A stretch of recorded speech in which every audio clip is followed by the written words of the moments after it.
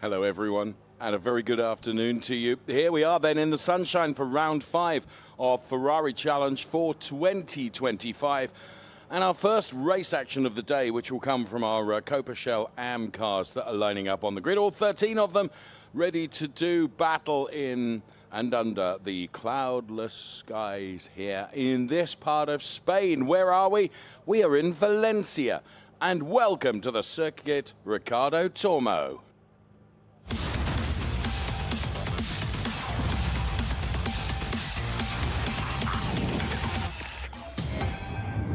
There indeed is the formal welcome to this fantastic circuit, which we love being here. It's a regular contender on the Ferrari Challenge calendar. And talking of the calendars, this is our 2025 calendar. Having already been to Monza, Misano, Hockenheim and Bruno, here we are for the first of 2 weekends in Spain. Valencia first of all, then we go to the Circuit de Catalunya in Barcelona before heading to Spa-Francorchamps and then Mugello right at the end of the season, which comes towards the end of October. So a lot of racing still to be done, but we have got over the hump of halfway through the 2025 calendar, if you like. The track temperature is egg friable, 59 degrees. The tarmac, the air temperature, 33 degrees. I have to say we have gallons of ice cold water in our commentary studio here with an air conditioning which is struggling to cope with the ambient temperature. And whatever must it be like if you are someone like Andreas Koenig inside that Ferrari Challenge 296 car, the Emil Frey racing driver. It has to be said, Nico Spalak alongside me, the 296 Challenge cars do feature air conditioning, which works. Absolutely. Good afternoon, everybody. Well, yes, it does work, as we have the Sven Schirmer car, but you can see the teams are doing everything possible to reduce the heat. And even the best air conditioning units struggle with the temperatures. And don't forget, the drivers are in fireproof race gear, and that certainly doesn't help make it a cool short t-shirt breeze like you would at the beach. No, absolutely. Hans de Weiss, fireproof race suit, balaclava, and Henrik Kamstrup. There he is. The Formula Racing driver who did a really good job in qualifying has qualified with a 1:34.183. That puts him P3 on the grid for the Formula Racing driver, Henrik Kamstrup. We've seen Sven Schirmer and Andreas Koenig. They were quicker than him because they've gone P2 and P1 respectively. And it's Jan Sandman that is starting from the second row of the grid, which is not where he would necessarily want to be or where we would expect him to be. So, dare I say it, Nico, I suspect he will be quite lively and will be wanting to do some overtaking fairly early on in the race. Absolutely, but bear in mind, qualifying was so tense and so close. Jan Sandman less than 6/100ths off the pole time from Andreas Koenig. So it was the blink. That was all between P1 and P4. But, you know, Jan Sandman has proven his form, including last time at Brno. So he certainly knows how to be successful in this car and in this category. 3 wins to his name across the course of the season so far, and a somewhat primitive air device being used for Charles Chan here, the Formula Racing driver, but I bet it's just as effective. And some hot air coming out of Andrea Fausti, who is his driver coach. Forgive me, Andrea, you know I don't mean that. A super, super driver in his own right and a great driver coach as well to Charles Chan, who did a good job in qualifying, having placed the car P5 for the driver of the 133 car, who's had a couple of podiums. He took them both in Germany, 2 P3s. This is Germana Toniella driving for the Ineco Reparto Corsa Ram team. Let's take a look back at Bruno right now. It was the last round in the Czech Republic, and the cars were about to be released. And as they were released, it's Jan Sandman and Andreas Koenig side by side, drag race into turn number 1. Pino Frascaro and Paolo Scudieri were having a ding-dong battle, and that battle resumed with Alexei Komarov, and going around was the Alwar car, and diving to the inside here of Guy Favet was the 168 car of Germana Toniella. Delight for Andreas Koenig, though. The heavens opened for rain 2, or race 2, even in rainy conditions too.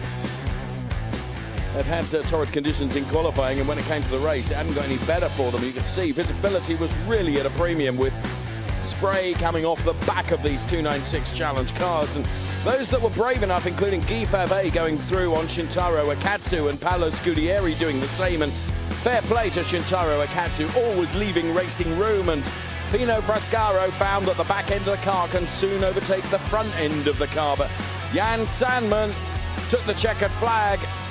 Great job done in the Czech Republic. And there you could see the celebrations on the podium were as loud and proud as always.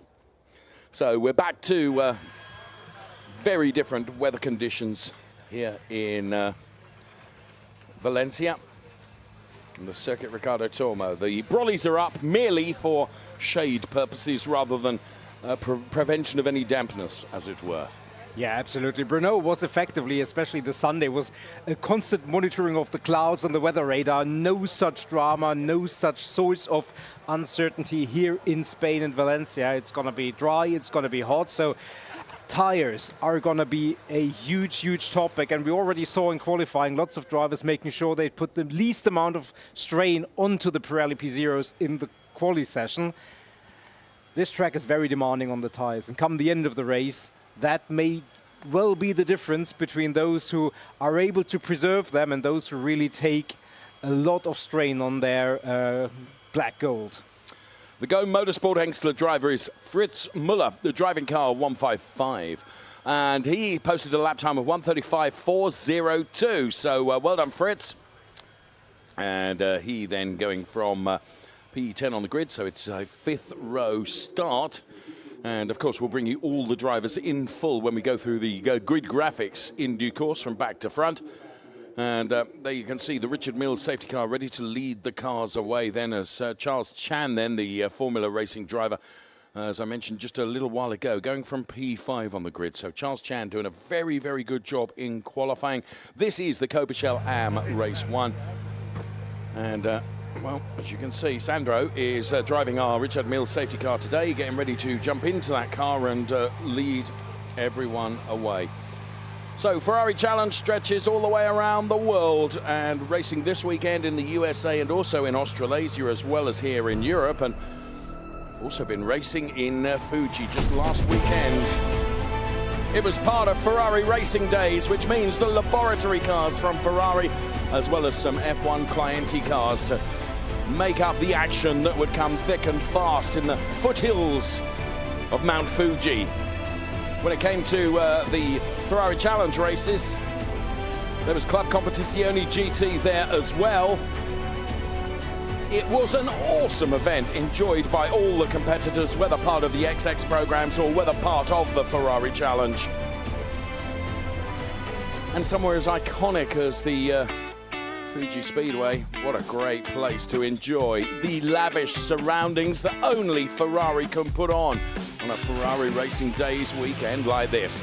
Race 1 at Fuji Speedway was intense with frequent lead changes in each class. In Trofeo Pirelli, it was Nobuhiro Imada, who qualified second, took the lead on the opening lap and didn't look back. In AM, it was Kanjai Yagura. In the Copichels, it was Tsutomu Shimoyama and Liang Chen-yu in Copichel AM. In race 2 on Sunday, though, for Trofeo Pirelli, Sota Muto secured his second victory of the season. In Trofeo Pirelli AM, it was Cold Max. In Copichel, Tsutomu Shimoyama and Alex Fox won in Copichel AM. Here we are back in Spain.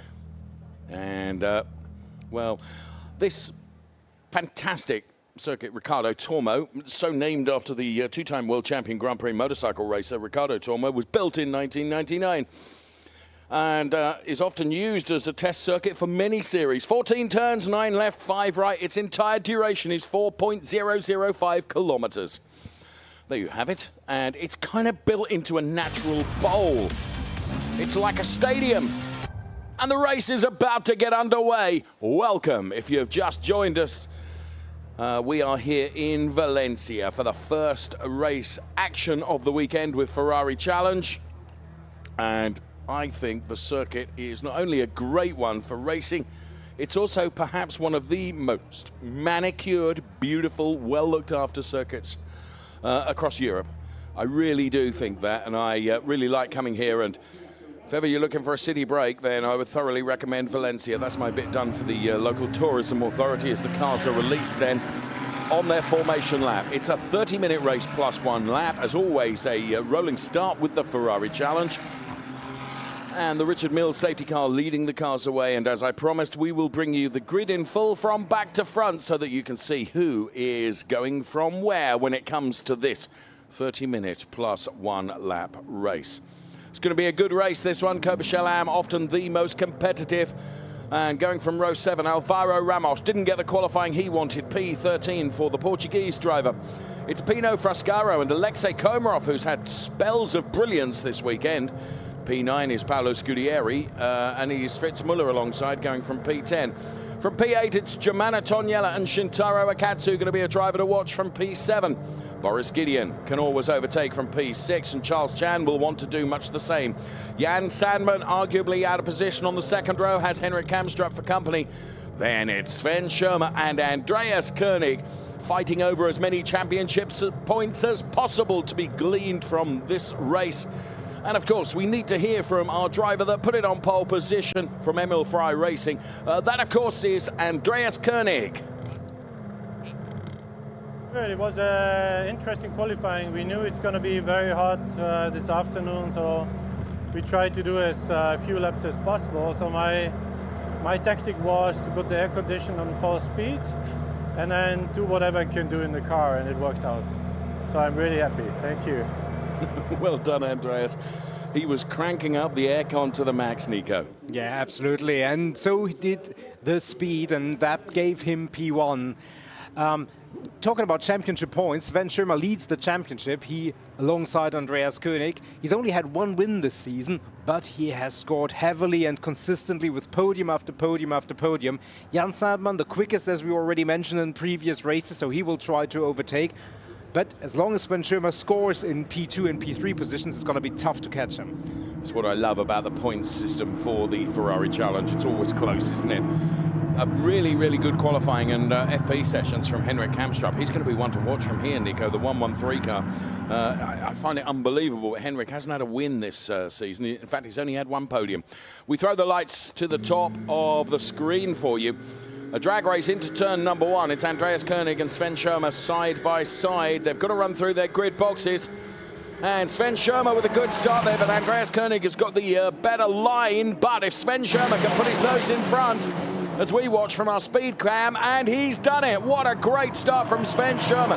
He kind of held back right at the start and then got going. Here comes Andreas Koenig trying to come back at him now. There's not going to be much room there. Discretion, the better part of valor. Good racing room left by Sven Schirmer. He didn't mean to, though. He's gone wide. And he's almost opened up the door to Henrik Kamstrup to come through. Jan Sandman is playing quite a clever waiting game here. He's just holding back, seeing what's going to happen out front and letting them get on with it. So Andreas Koenig retakes that P1 position from Sven Schirmer, then it's Henrik Kamstrup, and then it is Jan Sandman ahead of Charles Chan, then Boris Gideon, Shintaro Akatsu, Fritz Muller, Paolo Scudieri, Alexei Komarov already having done some overtaking ahead of Germana Toniella, Alvaro Ramos and Pino Frascaro at the back of the pack as Paolo Scudieri comes calling. On the back end of the 155 car, we can see there a Fritz Muller. So I don't think they're done with this yet. This is the opening lap, but Andreas Koenig needs to try and build up a bit of a margin between himself and Sven Schirmer if he possibly can, because tyre longevity in this race is going to be a nightmare, I would suggest, with the track temperatures as high as they are. Andreas said, as we heard from him, part of his strategy was to use the tyres as least as possible during qualifying, get the job done and park the car so that he's got rubber for the race, Nico. Yeah, absolutely. And certainly, once this first lap is in the books, race control will have a firm look at track limits. And once the tires start going off and you're sometimes sliding more than you think you are, that's where obviously you become even more vulnerable in terms of crossing the white line with all 4 wheels. So that's another element where having control of the car, knowing where the grip level is with your tires at any given lap is going to be of paramount importance. Well, as you can see from our graphics on the left-hand side of the screen just a moment ago, I think it was about the top 7 or 8 cars that had not moved in terms of position. So it's about half a second that Andreas Koenig has on Sven Schirmer. That's been reduced a little bit as Sven Schirmer gets a little bit closer to Andreas Koenig. Now, this Valencia circuit is quite a technical one, and it's one where the drivers don't really get much of an opportunity to relax. And no racing driver ever relaxes. It's a ridiculous thing for you to say, Dave, of course. But there is only one really long straight where they can actually even take a proper breath, to be honest with you, and that is the start-finish straight. Sven Schirmer and Andreas Koenig both breaking away a little bit now from Henrik Kamstrup and Jan Sandman. Now, Jan will be very aware of that, and he wants to stay on terms with the top two in this race if he possibly can, to kind of solidify his position in the points, Nico. So here he goes then, trying to get by Henrik Kamstrup. He's got the inside line as Jan Sandman, but of course they're into a chicane situation now, and Henrik Kamstrup is almost able to close the door, but Jan Sandman around the outside now. It's a long way around the outside of the final turn, turn number 14, but will he get a slingshot to the inside now? Don't think he's quite close enough to be able to do it. So actually Jan Sandman doing exactly as I said he would in terms of trying to get by Henrik Kamstrup, but hasn't been able to succeed in so doing. And all of a sudden, Jan's rear view screen is full of Charles Chan, who's running P5. So here's the meat in a 296 challenge sandwich here, because he's trying to attack Henrik Kamstrup ahead, Nico. But he's got to defend from Charles Chan. He doesn't want to leave himself vulnerable here. Yeah, absolutely. But I think Jan Sandman, he's always looking forward. He's never looking back, really. And he's shown the pace that he can afford to do that. Sven Schirmer, he's edging closer and closer. I think he felt that in Brno he was not able to maximize his speed, both in qualifying and the race. Thought that maybe he should have had a race win there, but that eluded him. He's going to try and break that streak and get back into P1, because even though he's got a comfortable lead in the championship, he's a racer. He wants that P1, he wants that big trophy. And he's a very determined racer, Nico. His whole character trait is one of utter determination. We've seen the emotions when he's been disappointed in a race or disappointed in a qualifying session. He comes back into the garage and his demeanor leaves no mistake in terms of how he's feeling. You know, if he feels he's not delivered the best that he possibly can for whatever reason, wears his emotional heart on his sleeve, doesn't he? And yes, I've been really impressed with how he's been able to stick with Andreas Koenig here. And of course, subliminally, what it also does, it piles the pressure and keeps the pressure on Andreas Koenig, who, you know, is very aware of the fact that the blue and yellow 296 challenge car is right up its trumpet. Yeah, absolutely. As we can see, Henrik Kamstrup has a gap both in front and back, so the Jan Sandman challenge has gone away temporarily. Now, arguably, as we take a look at the race start. So from every camera angle we've got here, Schirmer, Koenig, front row, and Schirmer just managed to get it rotated and turned in, Nico. I wasn't sure he was going to be able to. And, oh, this is a great onboard shot here. Boris Gideon to the outside in the 103 car. And you can see Jan Sandman had to take evasive action from Henrik Kamstrup there, but Kamstrup had the inside line. And right now we go back to the live pictures where Schirmer and Koenig, they're kind of matching each other with regards to lap times. They're both in the early 136s. The best lap has come from Henrik Kamstrup, a 135.964. That was his last lap around. The only person thus far that has really under threat in terms of track limits is Jan Sandman, who's running in P4, but Sven Schirmer has had one, Nico. Yeah, I'm sure that will be a topic for the race, but 4 is the magic number that you don't want to reach, because that will give you a penalty. And that means once you're down or up to 3, that means you have to be really, really careful where you position the car. So with 23.5 minutes remaining, that already looks perilous, as Jan Sandman has gone to that number 3 already. Oh, goodness. So his team will be very much telling him, well, you know, you have to be careful, you have to be consistent. It's almost the full race length still to do, and you can't afford any more slip-ups. After that, it's a 5-second penalty. Talking about being engaged and being under pressure under these conditions in the heat, you know, arguably maybe it's even better to be not on your own, where you can effectively focus on the heat, but you've got something to focus in the race. It may even distract you from being so hot in the car. That's a fair point. Well made. Well, these two, I mean, they've built up a margin of 3.5 seconds over Henrik Kamstrup, who's out on his own in P3 at the moment. We run the telemetry on the cars, so Both Koenig and Schirmer accelerating now. That's why the figures are green. When they go red, you know that they're braking. They're in 5th gear at 220 kilometers per hour. Not quite before they have to start braking again and down into 3rd gear. Back on the gas once again. Here's the double apex right-hander before going into this chicane situation here. And Koenig, for the moment, is able to put a couple of car lengths between himself and Sven Schirmer, which is as big as the gap has been all race long so far. I say all race. We've only had just on 8 minutes of the race. So Andreas Koenig from Sven Schirmer, then Henrik Kamstrup, P3. Then it's Sandman, Chan, Gideon, Akatsu, Muller, Scudieri, Toniella. They are the top 10 in this Ferrari Challenge Copa Shell Am race. We're live from Valencia, the circuit Ricardo Tormo here in Spain with mid-30s the air temperature, getting on for high 50s the track temperature. The speed camera by Faye then shows you just how quick those cars are as they glance the wall almost into turn number 1. As right now, here comes Sven Schirmer turning up the wick again on Andreas Koenig and reducing that gap to just 4/10. Salmon has broken away a bit now from Charles Chan, who in turn has got Gideon Akatsu and Fritz Muller all queuing up behind him. So all of a sudden Chan becomes a cork in a bottle, as it were, and he's having to defend very hard, which has released Jan Sandman from the end of his fishing line, if you will. Yeah, it's interesting how this dynamic so frequently plays out. The one driver is falling back, and once that driver, who he is holding off, is reeled in by others, that releases that driver again. So it's always very difficult to predict. Boris Gideon was very, very quick at the beginning of the year, hasn't been able to replicate that speed over the last few events, so he will try and hope and move back up the order. Still very much in it with a chance to make his mark in the championship, but that would certainly mean he has to move up the order and improve in terms of position, getting back on terms with Sven Schirmer. You're absolutely right. The gap between Koenig and Schirmer is up to a second now. Then it's Charles Chan, Boris Gideon, Shintaro Akatsu, Fritz Muller and Paolo Scudieri. That's the four-way fight that you're watching at the moment, or five-way fight, really. How are we doing on the track limits up front here? Jan Salmon remaining on 3. I suspect the warning that will have come from Charlie Hollings, his driver coach, is saying, Jan, you've got to keep it within the white lines. We've still got 20 minutes of this race plus 1 lap to do.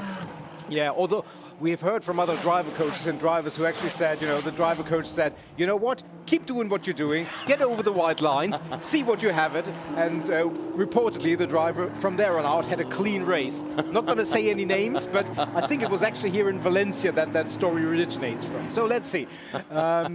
You know, motivation and psychology works in curious ways sometimes.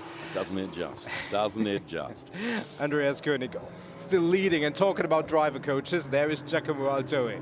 He is driver coach to Andreas Koenig, and Giacomo Altoe knows a thing or two about winning races in Ferrari Challenge.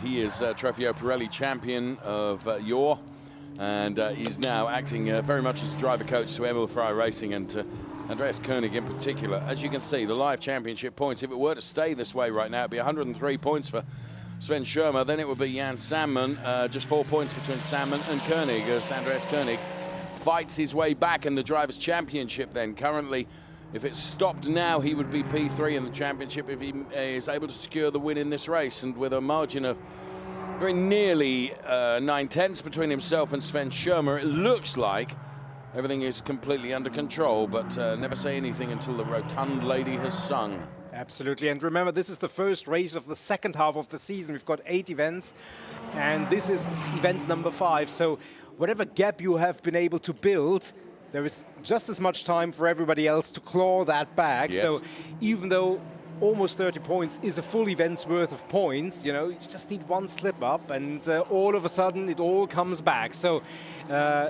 good position for Sven Schirmer, but certainly nothing that he will feel comfortable and safe with, as Shintaro Akatsu now is trying to get on terms with Boris Gideon. So again, you know, attacker turning into defendant. Boris Gideon, answer me this. He opened his account this season with 2 wins in Monza and looked absolutely unsurpassable in the remaining races that he's done. And bearing in mind he wasn't at Bruno, the form has just not been the same, Nico? I think the only answer is just how competitive the Ferrari challenge is, and we've seen it time and time again. A little bit of a setup here, the team not being 100% comfortable with the conditions in the car and the track, and maybe a little bit of a bug, a fluke, something like that, which just takes 1 or 2% of the peak performance, can be the difference between a 10th and a 2. And we saw on the grid today 6 100ths between P1 and P5. That was all there was. So it can be really, really minimal inches that differentiate P1 from P5 on some occasions. It's a good point. There is Boris Gideon leading Shintaro Katsu. It's P6, P7, there's P8, and there is P9. P9 is being occupied by Paolo Scudieri. Shintaro Katsu now all over the back of Boris Gideon. This could be a change for the P6 position. So Boris Gideon, I think, actually saved that, because I think Shintaro Katsu on the exit of turn 14 looked like he got the move done. Yeah, Boris Gideon ran very wide, didn't quite get the apex through turn 14, and that meant he had to get on the throttle late, but one weave was enough to just thwart the attack on that moment. But clearly it looks like at this stage of the race, Shintaro Katsu would have more speed in him in the car. But, Boris Gideon fighting for position, defending, and still holds on to that P6. Indeed, and as we've said so many times in the past, that it's almost worth burning it into wax and releasing it as a record. You can be quicker than the car in front of you. You've got to find a way by it. That isn't always as easy, is it, Nico? No, very fair point. As we take a look at Paolo Scudieri, who is the back marker in that group of 4 from Boris Gideon, Shintaro Katsu, Fritz Müller, and ahead of them, Charles Chan has been released by that package and up 2.5 seconds up the road. That's the ident for Pino Frascaro. Why are we seeing that? Well, we're about to give you the reason why we're seeing that. Taking just a little bit too much curb meant that Pino went and did a 360 on track, and therefore Pino gets it pointing back in the right direction again. But that's just how much on edge you are, Nico. Just a little bit too much of the curb, and it could be curtains. Absolutely, and Pino Frascaro was on his way to a podium back in Brno and had a little bit of an off there. We recovered, but lost the positions that would have given him that trophy for P3. So he has shown really, really good pace over the last few races. Hasn't paid off in terms of a podium position. Not looking like it today, running in P13, but it's very rarely that Saturday and Sunday are exact carbon copies of each other. Big thank you to Franco, who's just telling us some of the information being given by driver coaches into their drivers. Stefan Ogai is the very man that we are talking about then, multiple Ferrari Challenge champion and racer and race winner, just offering the advice that you've got the speed, you've just got to get the lines absolutely right and follow my lines. I'm telling you how to make it work here at Valencia. Some debris on the track there, Nico, I could just see. Is that from I don't recall any contact in the race whatsoever. No, we didn't see it, but it looked like a little bit of debris, didn't it? Yeah, absolutely. There is something on the track, and given this is the first race of the afternoon, must have come from this race, but as you say, we didn't see it. The gap out from Scudieri, forgive me, Nico, getting almost to the inside of Fritz Müller, but wasn't quite able to execute it. Yeah, indeed, and he's going to try again for sure, as that now in return allows Shintaro Katsu to move up the order and possibly get back on terms with Boris Gideon. Talking about getting on terms, the lead of Andreas Koenig is up to 2.7 seconds. Almost the same gap from Schirmer to Kamstrup, almost the same gap from Kamstrup to Sandman. So the first 4 are spaced relatively evenly, but as we've said before, things can change. Scudieri's going to look at the inside here, and in fairness, fair play to Fritz Müller, who allowed him racing room, Nico. It would have been very easy to close the door, but Fritz is coming back up. Paolo Scudieri now is on the inside. Can he scrub the speed off? Yes, he can. And in fairness, here comes Scudieri. So It's 3 overtakes in the space of 3 corners going on here between Paolo Scudieri and Fritz Müller, which just proves that sometimes the switchback can work. We've seen it 2 times there, Nico. Yeah, absolutely. The switchback on the switchback, the double bluff almost, and it just also shows that how competitive this race is, front to end, and no position is safe, and all the drivers will battle, even in the heat, or maybe especially in the heat, until the flag, because you know, they're races and they are uber competitive, but also very fair. As we saw, racing room left throughout that sequence of turns. And it would be so easy, wouldn't it, just to close the door, but you know, you're going to create a collision potentially and ruin both your race and somebody else's. Here is where it started then. Paolo gave fair intent that he was coming through from the inside. Fritz Müller went to turn in. Paolo, though, carried a bit too much speed. Stefano Guy reacts. He is Paolo's driver coach. Well, that was an exciting moment across 3 corners then, as Andreas Koenig extends his margin still further to 3.35. I just think Sven Schirmer is thinking to himself, do you know what? I'm not going to stress. I'm not going to, I'm going to bank really, really important points. You know, he tried over more laps than I imagined to keep with Andreas. Giacomo Altoe then, who's not really had much to say to Mr. Koenig, because he's kind of done nothing wrong, hasn't he? But when you've only got a 3-point difference between P1 and P2, Schirmer is thinking banking points and being sensible here is got to be the way forward. For sure, although he's a racer, driver. He wants to win. Yeah, absolutely, but let's focus and observe a little bit the gaps that we have, because let's. Henrik Kemstrup was really closing in on Sven Schirmer. Now on the last sector, Sven was able to stretch his legs again and increase that gap, but over the last lap and maybe 3/4, Kemstrup had a full second of that gap. So 11 minutes plus a lap remaining. That might still be movement in those gaps, and you don't discount Jan Sandman, who certainly settled down after he got to 3 track limit infractions.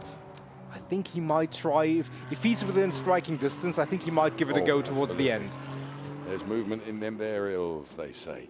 Right, we will see what happens. Yeah, it's visible now, isn't it, Henrik Kamstrup and Jan Salmon, because they're in the same shot as we split the screen. And look at the Emil Frey team, or did. And here is the Penske Sportwagen Hamburg driver, Sven Schirmer, then. 2.8 seconds now, so he's reduced the gap a bit to Andreas Koenig. 10.25 minutes, plus 1 lap remaining in this Ferrari Challenge. Copa Chelam race from Valencia, the circuit Ricardo Tormo. We're watching Sven Schirmer, the driver that's running in P2. Then it's Henrik Kamstrup. Then it's Jan Salmon, Charles Chan, Boris Gideon, Shintaro Akatsu, Paolo Scudieri, who we saw get by Fritz Müller, then lose out to Fritz Müller, then get by Fritz Müller again. Just a couple of laps or so ago. It was brilliant racing. And we've seen some superb racing from our drivers in Ferrari Challenge Copa Chelam. And at the moment, Koenig then, he just lost another couple of tenths to Sven Schirmer, Nico. Yeah, as we said, Sven Schirmer had been managing the gap, maybe lost a little bit of time due to a small error, whatever, but that trend has been reversed, and Shintaro Katsu trying to reverse order, and almost an opening there. Boris Gideon lost the back end of the car momentarily. That allowed Shintaro Katsu to get ever closer. So Shintaro, every much as bit a racer as Boris is, and if he welded the front of his car to the back of Boris Gideon's, they could not be any closer, Nico. So where is Shintaro Akatsu going to have a go? We're into turn 14 right now. So Akatsu holds back a little bit. He's going to try and get a slingshot here and get to the inside line on Boris Gideon, but Gideon knew exactly where to place the car, Nico. Yeah, and Boris Gideon made no mistake. We saw it earlier that he ran a little bit wide through that turn. That opened the door momentarily. No such opportunity for Shintaro Akatsu. I think on this circuit, finding that clear and obvious overtaking spot is extremely difficult. Either you're able to force it, or you have to somewhat hope for the other driver to make a mistake or open the door, and maybe that has just happened here. He's going for it here. Boris Gideon, Shintaro Akatsu. Boris Gideon, I mean, again, very fair driving between both the drivers here, Nico. I thought on that double apex, Akutsu had done enough, but he hadn't. Boris Gideon was able to just carry a little bit more momentum, Nico. Yeah, but, you know, Akutsu really seems like he's the quicker of the two, and he has got more grip. It allows him to take a little bit more narrower turns, and that puts him into a better position, but it's not been enough thus far. It's taking liberties. Well, that could so easily have been a collision, but it wasn't. And the reason it wasn't is because I think Boris Gideon was very fair there, Nico. Yeah, he certainly noticed that Akutsu was looking for that gap, which he wasn't quite able to make the apex. Shintaro Akutsu wasn't, and I think Boris Gideon said, you know what? Let's see it again, because it was bold. So he lines it up then by being to the outside and then taking that slingshot. Boris was already turning in, Nico. Yeah, but, you know, looking at it from this angle, if Boris had missed Shintaro Akutsu being there would have certainly been a collision. But you saw him, and yeah, racing room was left, and that's how we want to see the race be conducted. And great respect to both the drivers there.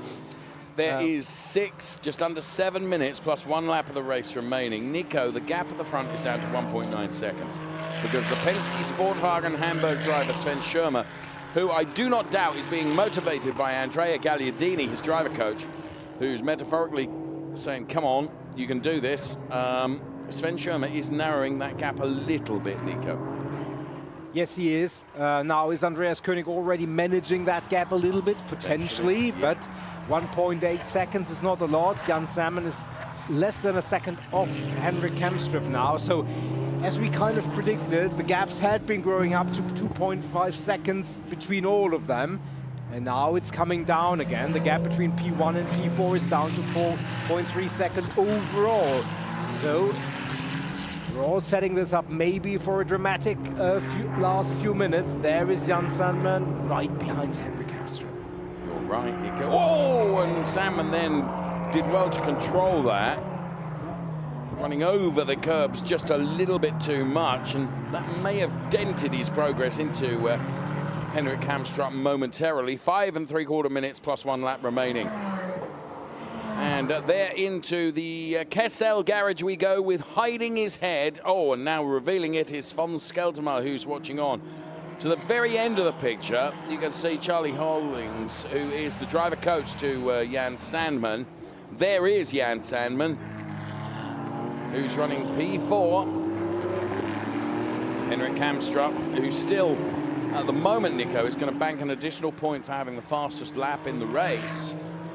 Runs in P3 and for the moment seems to have the measure of Jan Sandman, but you can't help but feel, Jan being the determined racer that he is, that come the final 5 minutes of the race, which is what we are in, he is for sure going to have another go.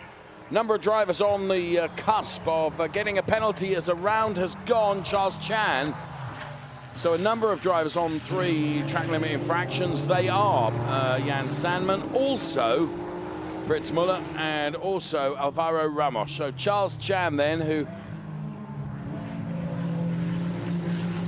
is now pointing in the wrong direction. Did he get it recovered quickly enough? I think he did.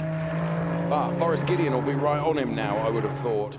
Yeah, Shintaro Akutsu was 6.5 seconds behind him, and he rejoined right between that fight group. Don't know how he did it to join exactly there, but that elevated Shintaro Akutsu up into P5. But potentially those 3 very close together, and talking about close together, those front 4 ever closer. So here is Charles Chan then from his onboard. How did this happen then?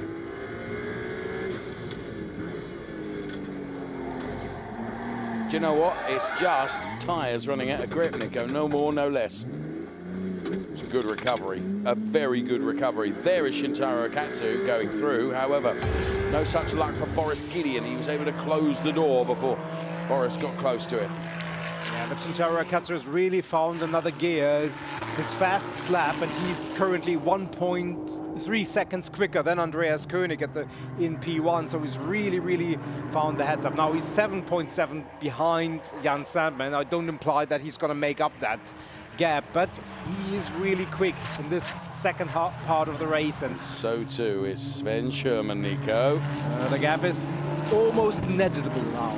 Yes, down to just under 5/10 between Andreas Koenig in P1 and Sven Schirmer in P2. The excitement I can see from one of our feeds into the Emil Frey garage, it's reached a pitch that Giacomo Altoe is standing up now. Andrea Gagliardini is not, as you can see as we split the picture. Andrea Gagliardini is Sven Schirmer's driver coach. And Sven Schirmer doing a good job towards the end of this race. There is Giacomo Altoe as we split the screen. There you can see he's stood up now and paying attention. We've got 2.5 minutes plus 1 lap to run. Best intentions, we're going to get 3 more laps, including this one. Before the end of this race, the flip-flop speed camera we could see as Sven Schirmer continues to chase down Andreas Koenig. The margin between them is 8/10. It's negligible. Henrik Kamstrup is getting closer to them as well in P3. So this is not all over yet. Still things could happen before the end of this race, and this is Ferrari Challenge, therefore it's almost inevitable that they will. So Koenig and Schirmer, who've both driven very controlled races, Nico, and have been able to just cope with the extraordinary heat, both on the track surface and also inside the car as well. And here's Schirmer pushing. Andreas Koenig, though, placing the car perfectly as he starts just making sure that he doesn't run too wide and offer any opportunity to Sven Schirmer. Again, Schirmer is going to be in this invidious position, Nico, of whilst he might be able to get close to Andreas Koenig, he's still got to try and find a way by, and that is not going to be easy, that's for sure. So here they are then, about to start turn 14, this long sweeping right-hand turn where you really have to focus your braking on the end of the turn so that you don't run wide coming out. And I would have said Schirmer got a slightly better exit there than Andreas Koenig, and that's possibly where Schirmer is earning some very valuable meters of tarmac. Absolutely, and you know, in these conditions, in this heat, Sven Schirmer should arguably not be allowed to make that turn as tight, but he's kept the tires, he's preserved them, and that allows him to take at least a look here into that first sequence of turns. A little bit of a sideways moment from Andreas Koenig. Was that enough? I don't think so. But now Sven Schirmer really has the opportunity and the speed, and that for a moment looked like it could be a coming together. But Sven Schirmer also knows he can't. You know, he wants to overtake, absolutely, and you can see that he now feels like he's got the pace, but he also knows if he has a coming together with Andreas Koenig, that's effectively the one thing that he can't allow to happen, to be out of the race and Jan Sandman maximizing points in the championship.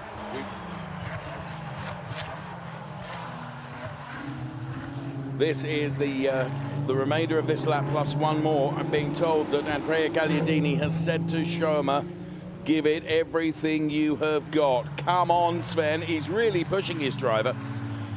Sven, he's doing that. However, he's doing it with a degree of sense as well, because he knows that, Nico, you're absolutely right. To bank the points for P2 is better than banking the points or lack of points for a DNF. So, for the penultimate time through turn 14, Koenig was much tidier through there on that occasion. And here comes Sven Schirmer then, and we run the telemetry. They'll reach very nearly 240, 250, 260 kilometers per hour before they have to start braking. I also think Sandman might have a go at Kamstrup before the end of the race, which will come at the end of this lap. So Andreas, very cool here. He's not being pressured too much by Sven Schirmer.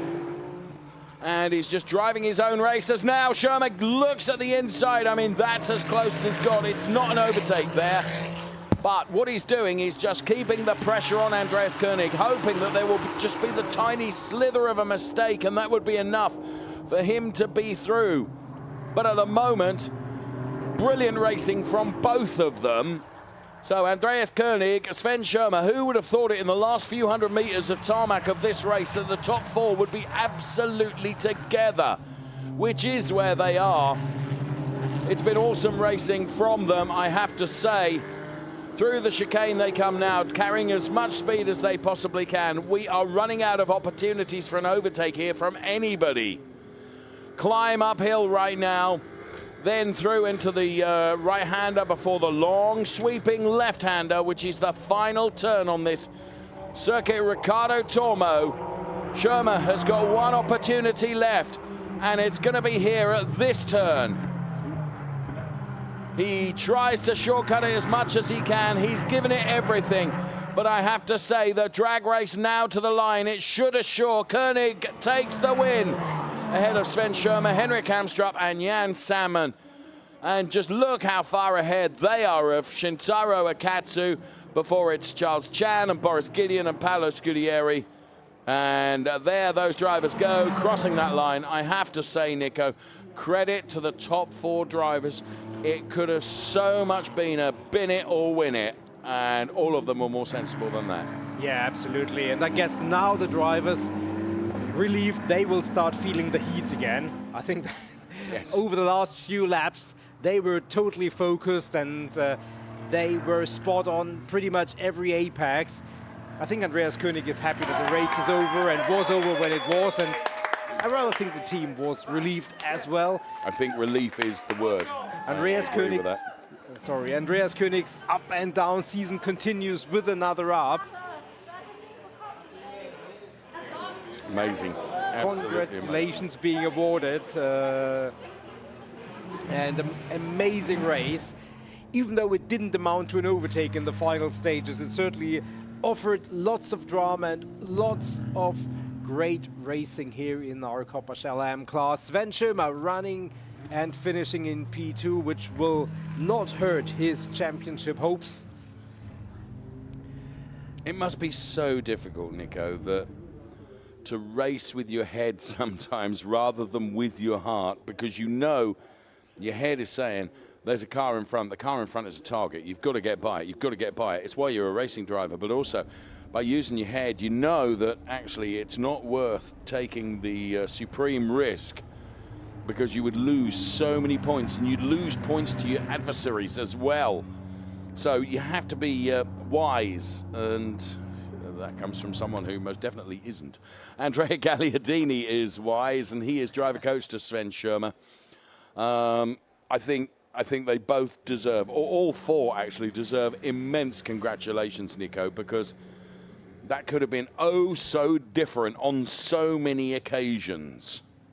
Yeah, absolutely. And you make that very, very good point that arguably you could say, well, you know, he's in a great position. He can either win it or, you know, worst case, he takes maximum points. But psychologically, that is almost the most difficult because, you know, if you know you have to go for it effectively and you know you have to win it, otherwise there is no tomorrow, that's easy, strategy-wise.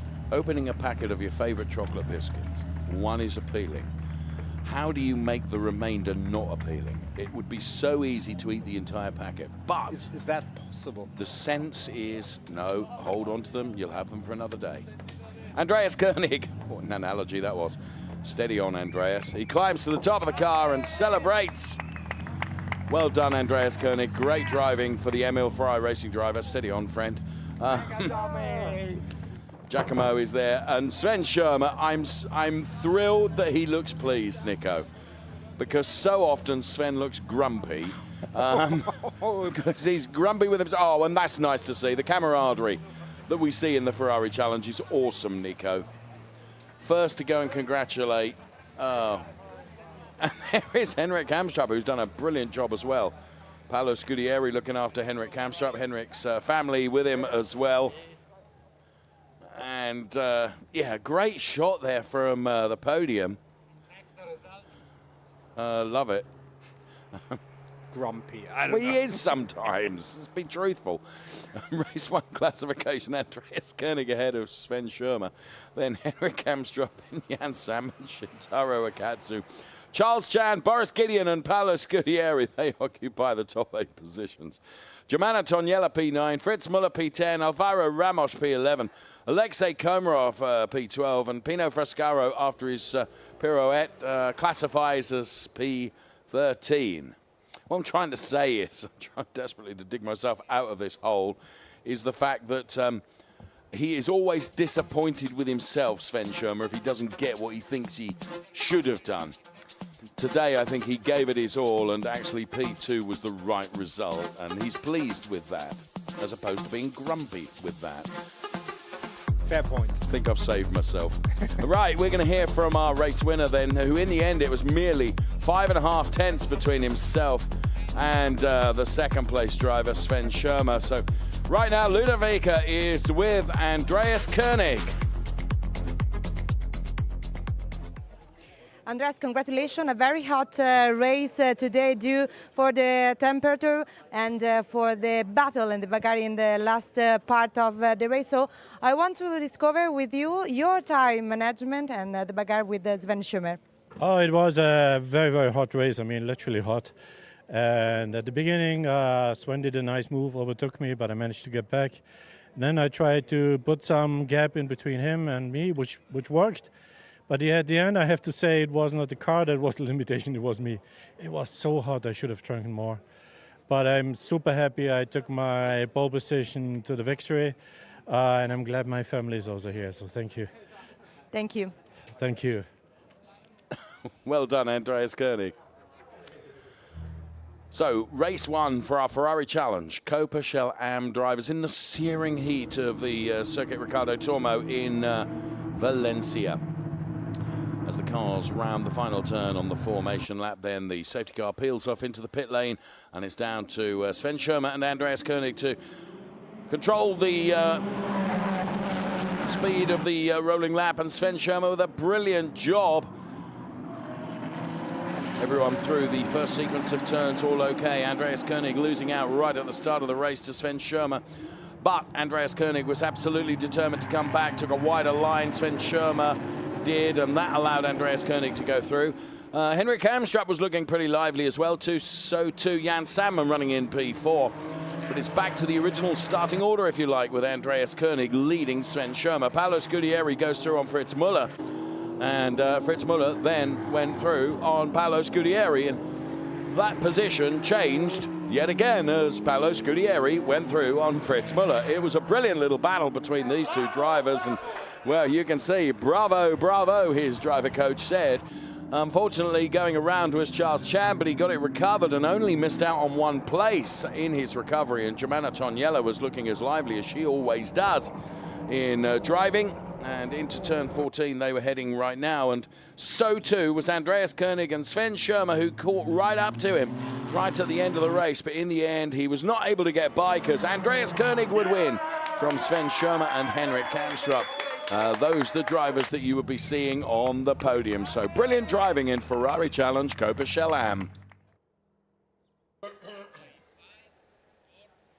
Up next then, we'll be heading up to our podium.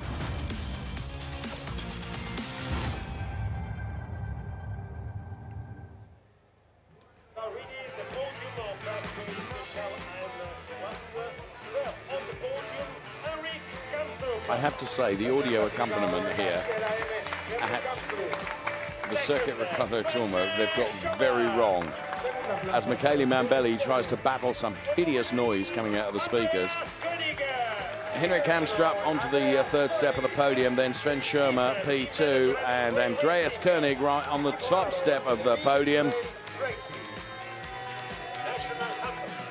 And National Anthem, which is going to mix nicely with this row.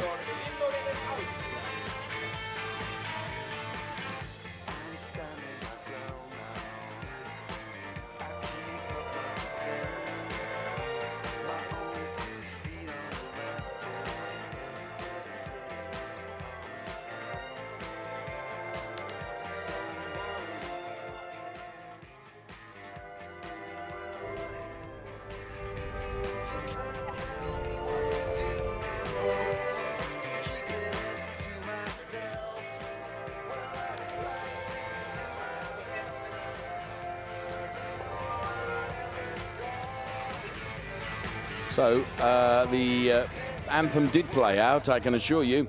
And there, Andreas Koenig, Sven Schirmer and Henrik Kamstrup put their baseball caps back on with the anthem having played out. And trophies about to be presented then for the 1, 2, 3. And of course the team will be presented with the Copa Teams trophy as well. Thomas Neubauer, Ferrari factory driver, who's here to make the trophy presentations. First of all to Henrik Kamstrup, then to Sven Schirmer. And it's going to be Andreas Koenig on the top step of the podium. It's just brilliant racing from these drivers. Well done, Andreas. And of course, Emil Frey Racing, who know a thing or two about trophies and success in motor racing, receive yet another trophy to add to the cabinet, which is pretty large in the Emil Frey Racing HQ.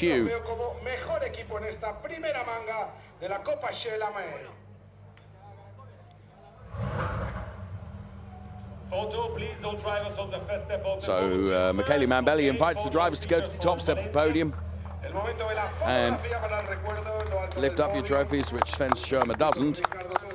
All the photographs will be taken. There is Stefano Guy, who's going to be first with the champers. Then it's got to be Koenig, and it is, who gets right royally soaked. Top 3 cars then. Henrik Kamstrup driving for Formula Racing. Brilliant drive, Henrik. He takes P3.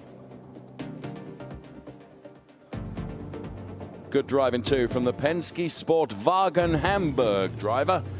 Say that when you've had 1 or 2 mints too many. It's Sven Schirmer. And then for Emil Frey Racing, Andreas Koenig, victorious in race 1 in Valencia. So as we look at the tarmac and the curbs of this fantastic circuit here, in the Drivers' Championship, Sven Schirmer then on 103 points. Jan Sandman is only 27 points behind. Then it's Andreas Koenig and Boris Gideon. Henrik Kamstrup moves up a place to P5. Norikatsu Shibata down 1. Up 1, Shintaro Akatsu staying in the same place. Paolo Scudieri. The rest of the order you can see, which includes Charles Chan moving up a place as well to P9 in the Copa Shell Am Drivers' Championship. There's been a lot of drivers that have contested the Drivers' Championship in Copa Shell Am, as you can see. So well done once again to our top 3 who we have seen on the podium. They will have another chance at success tomorrow with another Copa Shell Am race. Before they get to racing, though, of course, they'll have to qualify all over again. And with the weather conditions predicted to be almost the same as today, it's going to be just as hot and humid for those drivers for qualifying and also for racing tomorrow. Still plenty more racing to come here from Valencia with Copa Shell and Trofeo Pirelli cars still to be seen. Thank you so much for watching from Nico and myself. Bye-bye for now.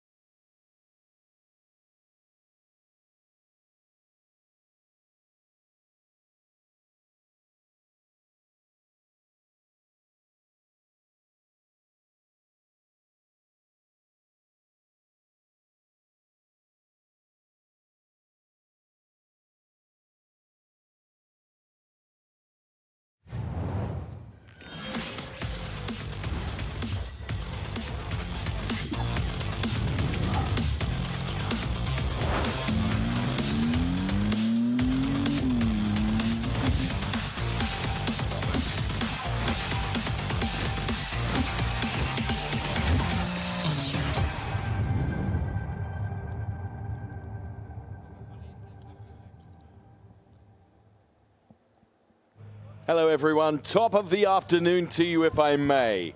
You join us in truly idyllic weather conditions here for round 5 of the Ferrari Challenge.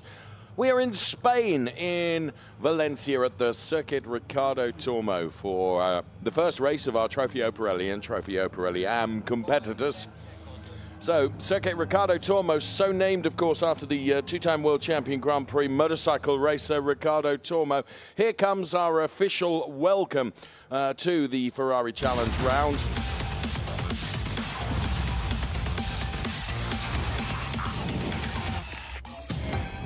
Love those graphics with the overall look at the circuit as well.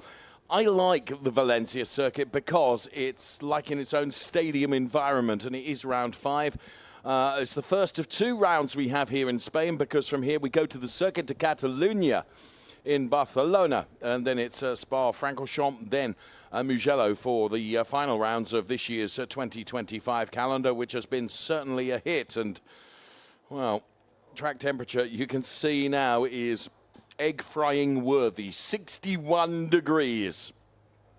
Air temperature 34 degrees. Temperature inside the 296 Challenge cars, whether Trofeo Pirelli or Trofeo Pirelli Am, is hot. The 296 Challenge cars, though, do feature AC, which works to a degree, and Yasin Ferrati, young whippersnapper, is going to need some of that. Nico Spalek alongside me to keep his cool, I would say, from P1. Well, I think all our drivers, good afternoon, will benefit from anything that is cool, that includes some covering from the sun we saw earlier on the other grid, some air being blown into the cars, because whatever, almost the heating would feel cooler than the air around. And certainly over 30-minute plus 1 lap race, that's going to be an endurance test for our drivers. Fit as they are, it's a challenge. Vincenzo Scarpetta, the Radici Automobili driver, goes from P3 on the grid. Felix Herziger, who has been so often P1 in every regard, is going from P2 on the grid, and Yasin Ferrati, who we've already seen, goes from P1. So Felix Herziger then is really being protected in there in terms of trying to keep the heat off him. I'm trying to listen in to hear what's being said. Talking about tyre degradation, which is going to be... It's going to be huge, I would suggest, Nico, because the Pirelli tyres, which are supreme on the Ferrari Challenge cars. Now, Felix Herziger did minimum number of laps during qualifying to give him tyres in the race. It's going to be tricky. We have 2 categories racing in the same race. We have our Trofeo Pirelli drivers with the red strip across the top of the windscreen, and then we have our Trofeo Pirelli Am drivers with the white strip across the top of the windscreen, including our pole sitter in Trofeo Pirelli Am, which is Michael Verhagen. Done a good job in qualifying. Let's take a look back at what happened in the Czech Republic in Brno.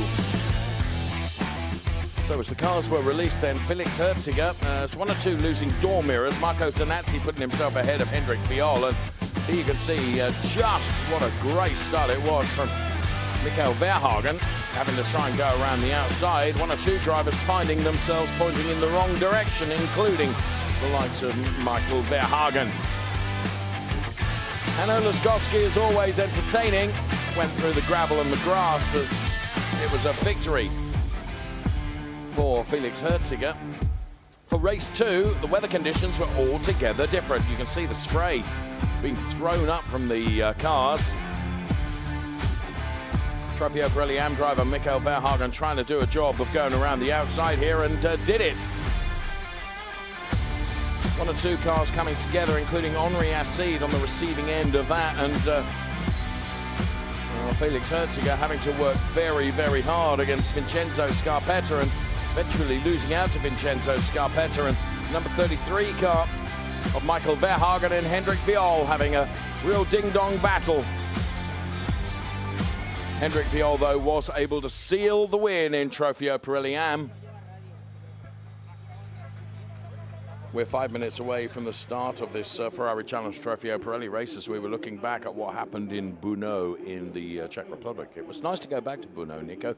I hadn't been there for a few years, a newly resurfaced track, and I know it's one of your favorites as well. Yeah, absolutely. Had some great racing. The weather there, very unpredictable. Not so here. And Hendrik Viol, we just saw take the win. He is leading the championship in the AMS, but didn't have it all his own way. P4 in class, and that means he's lining up right behind this man, Marco Zanazzi. Had a very, very quick Misano and a very, very good season overall. This is Nobuhiro Imada. Now, Nobuhiro drives for Formula Racing, and he does a lot of racing in the Ferrari Challenge. Was at Fuji Speedway for the Ferrari Racing Days just last weekend. And Nobuhiro Imada, I think my memory is right, and he was a race winner in Fuji. He'll be hoping to do the same here. He's done a good job in qualifying. Hendrik Viol, then, we talked about just a few moments ago.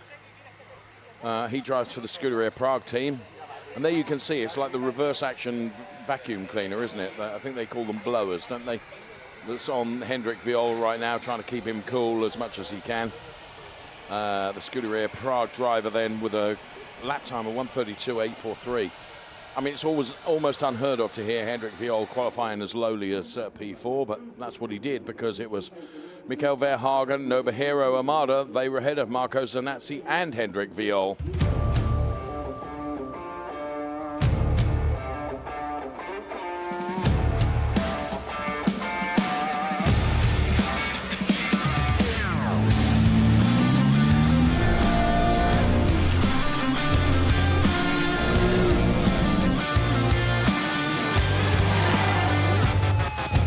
Ciao a tutti, sono Max Mugelli, pilota CDP Eureka Competition. Siamo qui sul fantastico circuito di Valencia, proprio sulla griglia di partenza. Un rettilineo lungo 876 metri dove sfruttiamo tutta la potenza della nostra fantastica vettura 296 Challenge per arrivare a affrontare la curva 1.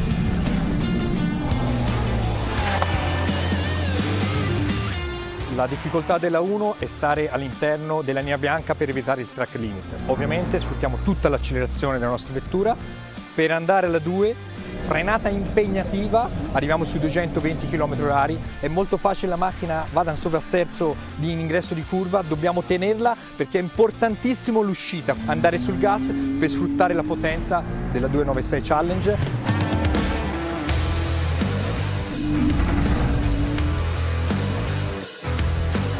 Ci troviamo tra la 9 e la 10, una S difficile, veloce, dove qui in questo punto mettiamo più o meno la quinta sui 200 all'ora e soprattutto molto difficile la frenata lì sul cordolo perché la macchina ovviamente si scompone un po' sul posteriore, tende a scappare e noi chiaramente dobbiamo andare a prendere la corda della 11 per poi uscire in accelerazione.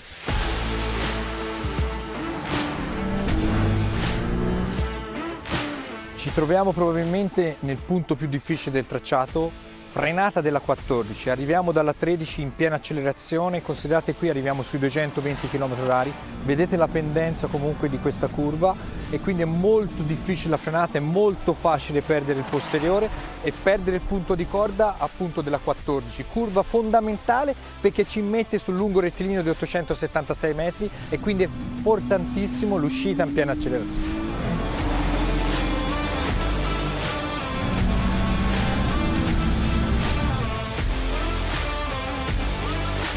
Abbiamo terminato il giro, adesso passiamo all'azione, emozioni Ferrari in pista.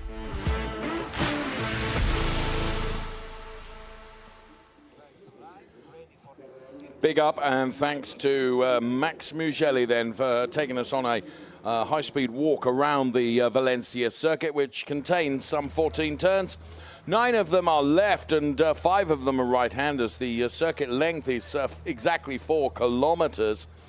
And I have to say, I love the circuit because it affords great vantage points. Wherever you are on the circuit, you can see all the race action, which comes thick and fast across what I consider quite a technical one.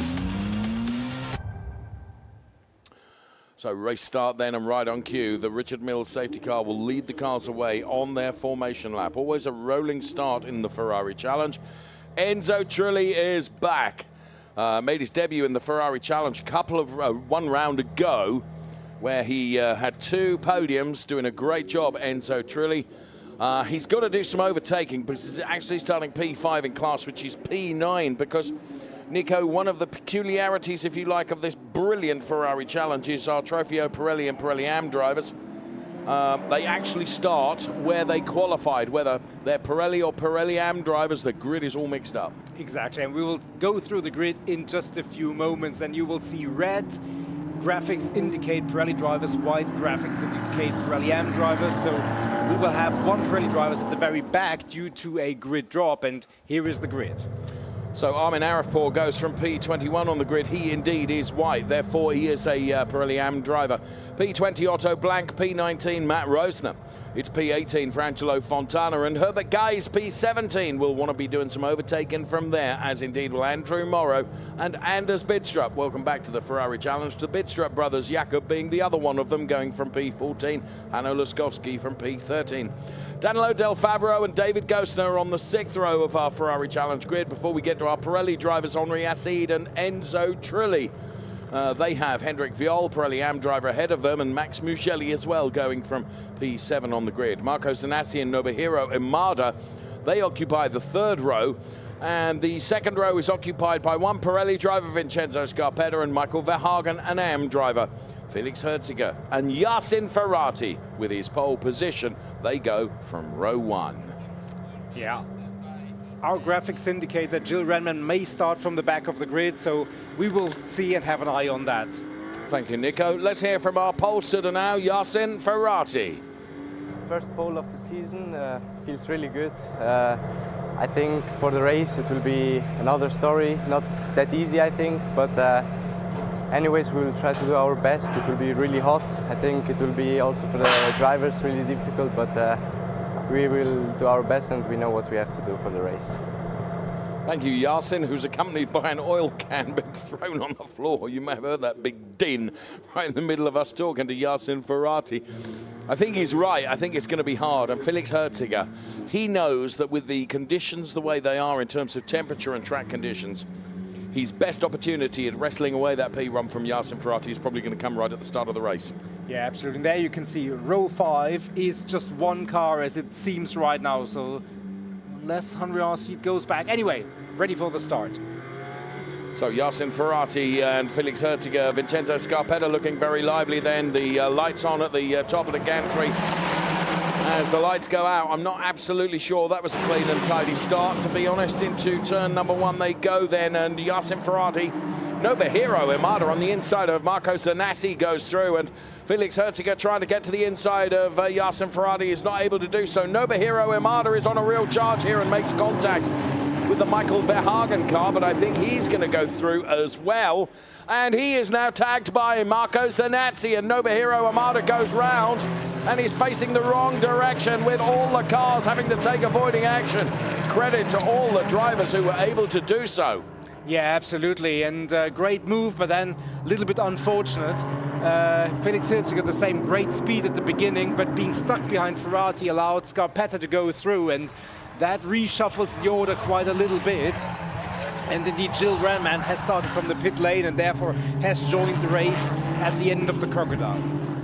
So it is Ferrati from Scarpetta, then Herziger, then it's Verhagen, Zanassi and Viola with the top 3 for Pirelli Am. And well, Nobuhiro Imada has jumped right to the back of the pack now, having made so many good moves right at the start of the race. He got tagged by Nobuhiro, got tagged rather by Marco Zanassi. That sent him around. Here's Henri Acid behind Hanno Laskowski. The start is under investigation. I'm not surprised by that, Nico, because the cars have to go through their grid boxes, and I'm not sure they all did that. Yeah, no, fully agreed, and we will surely get a replay of that in but a few minutes when everything has sorted on the track, and then we can pick the bones out of that. But leading after 1 lap is Yasin Ferrati in Pirelli, Michael Verhagen, Marco Zanazzi, Hendrik Viola, our top 3 in the AMs. Vincenzo Scarpetta, race winner in race 2 in Brno, running 2nd. Number of drivers have made up a number of places. Andrew Morrow has made up 6 places. Hanno Laskowski has made up 5 places, Nico.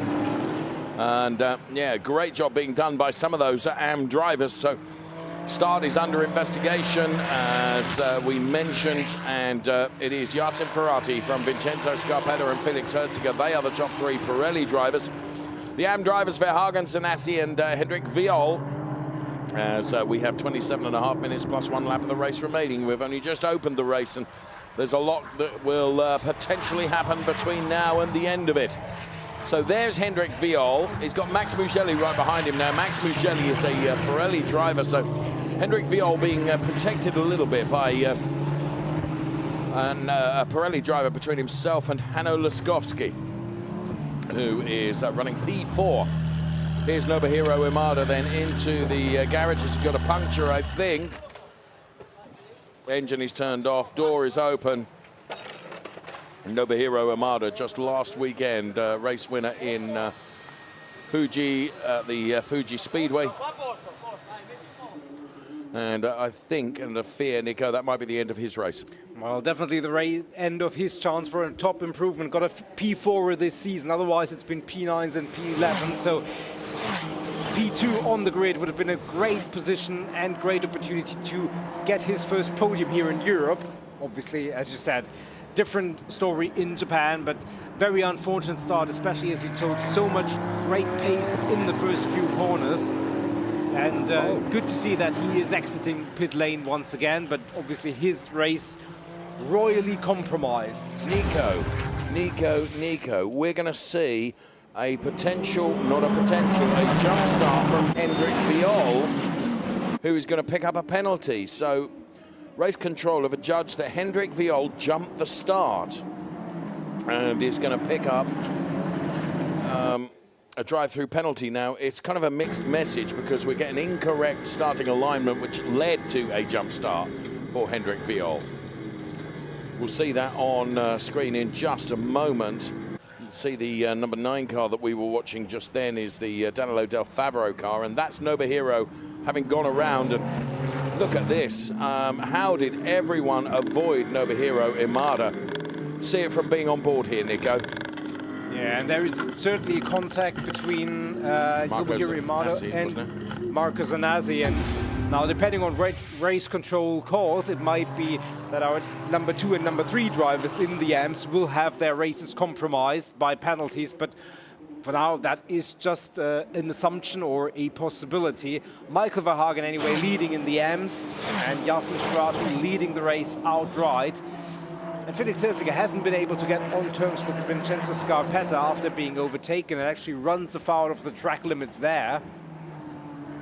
So he has to be careful, and it's exactly that turn number 1 which Max Mugelli pointed out as one of the treacherous ones. Here is confirmation from race control. Car number 92, a drive-through penalty. Incorrect starting alignment means he effectively jumped the start. Hendrik Viol, who I have to say, Nico, in the years that we've known him to be racing, one of the cleanest and tidiest drivers, you know, but race control have access to so much data and so many different camera angles. And Ferrari factory driver Thomas Neubauer, I know, is in race control as well. He sees it from a driver's eye perspective as well.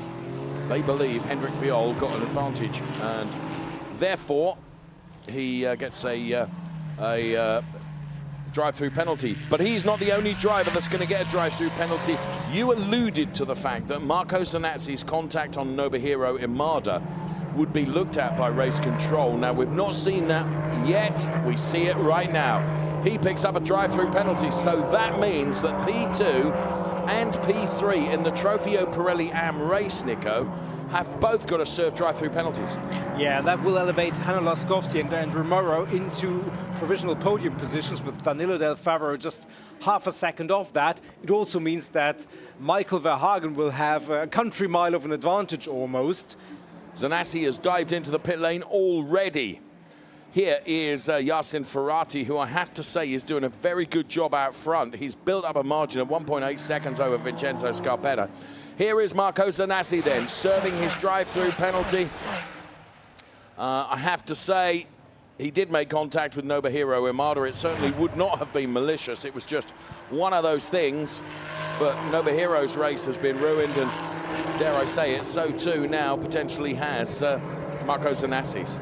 Yeah, although we've seen drivers making incredible recoveries in recent years and seasons, as we go on board with Enzo Trulli running in P11. That's Otto Blank. Yeah, Otto Blank showing in the pit lane, and they're looking at his car. Maybe there was contact that we didn't pick up. Possibly. Obviously also for him, not a good sign, as David Gostner is involved in a battle there. David Gostner just taking a look at the inside of the Anders Bidstrup car. It's good to see Anders Bidstrup and Jakob Bidstrup back racing in the Ferrari Challenge, and welcome return to them, having a battle with David Gostner, as you mentioned. So we pick up here as Andrew Morrow then is leading Danilo Del Favero. Now that is P4 in class, but it will become net P3 in class when Hendrik Viol comes in to serve his drive-through penalty, Nico, which was a point you were making. But Danilo Del Favero is all over the back of the RPM, PRM car of Andrew Morrow like a sweaty shirt, I'm tempted to say. Yes, or similar metaphors as Hendrik Viol is taking his drive-through penalty, and yeah, obviously that changes the face of the race. Michael Verhagen in the AMS now with 9 seconds of an advantage over everybody else in class, as he's mixing it up with our front runners overall. There you can see him at the back of this pack of 4 cars, and that includes an AM driver, which is a back-marking car. Yes. And that is Otto Blank, the returning Otto Blank, the white, blue and red car, and I think he's now allowing Verhagen through, and does that clean, tidy and very fair. Yeah. Otto Blank is, yes, as you say, he's had a visit through the pit lane and therefore is effectively a back-marking driver. So they're the number 33 car that we watch of Michael Verhagen. Yasin Ferrati, his lead, Nico, has stretched to just over 3 seconds now over Vincenzo Scarpetta. So good job being done by Yasin Ferrati. He said by his own admission it's going to be difficult in the race because it is going to be so hot. He's taken his first pole position, and we have 20.5 minutes plus 1 lap remaining. You can see it's palpable there, the gap between P1 and P2. Then it is Felix Herziger running P3. The best of the AM drivers is Michael Verhagen for Ferrari Warsaw, who is ahead of Hanno Laskowski and Andrew Morrow. They are now P2 and P3 by dint of the 2 drivers that have had to take drive-through penalties, Nico. That has advantaged those 2 into provisional podium places. Indeed, Gilles Renman, who, remember, started from the pit lane, has come up the order, has already improved 7 positions. But obviously still far away from our front runners in Pirelli, and you know that's a tough ask to move into a very, very good front-running position. Michael Verhagen has that position in class, and you know, no drop-off towards the top of the Pirelli class. Just keeping an eye on track limits, which we always knew would be a potential problem with the track temperature so high, and tyre deg is going to be high as well, Nico, which means that the grip afforded to the drivers come the end of the race is not going to be as great as it was at the start of the race, and therefore it becomes ever more difficult to keep the cars within the white lines. And Felix Herziger, Nico, is on 2 track limits warnings. Vincenzo Scarpetta is under 1. We have a couple of drivers on 3, Armin Arifpour and Angelo Fontana. They're running further down the order as now increasing the margin. It was 3.8 seconds between P1 and P2. It's now 3.9 seconds. So Yasin Ferrati just getting his head down, Nico, and doing a good job. And if everything were to finish right now with a checkered flag, the live championship in Trofeo Pirelli, you can see it would be Felix Herziger ahead of Yasin Ferrati and Vincenzo Scarpetta. Yeah, absolutely. And Vincenzo Scarpetta was the one who managed to snap the winning streak of Felix Herziger with a amazing drive back in Brno. Now he's slowly falling back into the clutches of Felix Herziger. So that it's going to be interesting how that develops as we get indication of a penalty for the number 88 car of Armin Arifpour for track limit. So that is our first track limit penalty. Just looking at the graphics on the left-hand side of the screen, Nico, it would appear that Danilo Del Favero has lost out to Herbert Guys. Herbert Guys has moved up to P4 in class in Trofeo Pirelli AM. And that plays into the hands of Andrew Morrow, who has now got Enzo Trulli between himself and the next challenging Trofeo Pirelli AM driver. So that provisional podium for Andrew Morrow. He has a cushion of a Trofeo Pirelli car between himself and the next challenging AM driver. Turn 14 is where we are now with Vincenzo Scarpetta then. Through turn 14, the car really sliding, Nico, through turn 14. So I wonder whether Vincenzo taking a little bit more out of his tyres, arguably, than Felix Herziger, whether that will play into the hands of Felix Herziger over the second half of the race.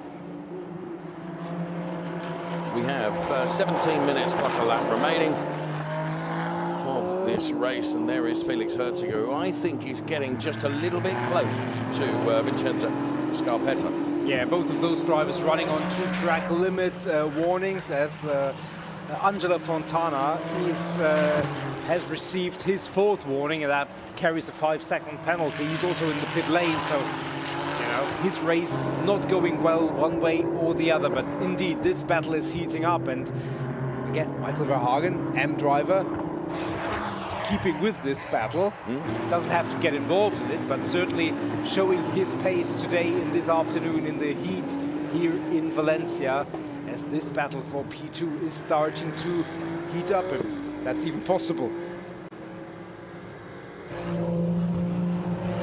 So there is the number 33 car of Michael Verhagen.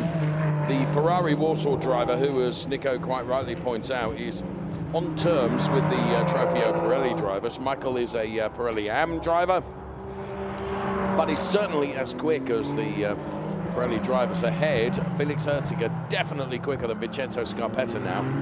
But it's all very well being as quick as the car, or even quicker than the car in front of you. You've got to find a way by. And actually on this quite technical circuit here, it's not so easy to do that. Through the speed cam they go. I love that flip-flop camera where it shows you the speed, both approaching and having gone by.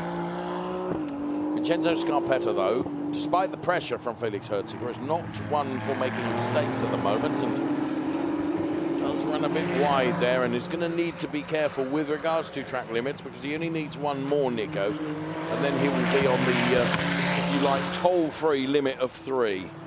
Yeah, absolutely. And you said overtaking is very difficult on this circuit, but it's absolutely true. Once your tires start to really go off, that's where you become vulnerable. So tire preservation absolutely paramount, while not allowing the car behind you to go by. So it's always a trade-off. It's always trying to maximize what you can do without overstressing your Pirelli P0s.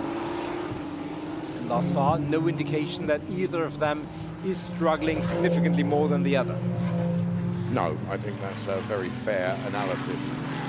The order for Trofeo Pirelli AM on the left-hand side of your screen, you can see it's Michael Verhagen from Hanno Laskowski and Andrew Morrow. And in the live championship, it would be, if it all finished like this right now, Hendrik Viol on 97 points, exactly 10 ahead of Marco Zanazzi, and then Michael Verhagen, exactly 10 in P3. As we have double yellow at turn 3, Nico. So strife at turn 3 for somebody. And we'll pick that up, I'm sure, as to what's happened there, or whether that yellow flag gets rescinded. It's one of the Bidstrups having gone around, I would say, Nico.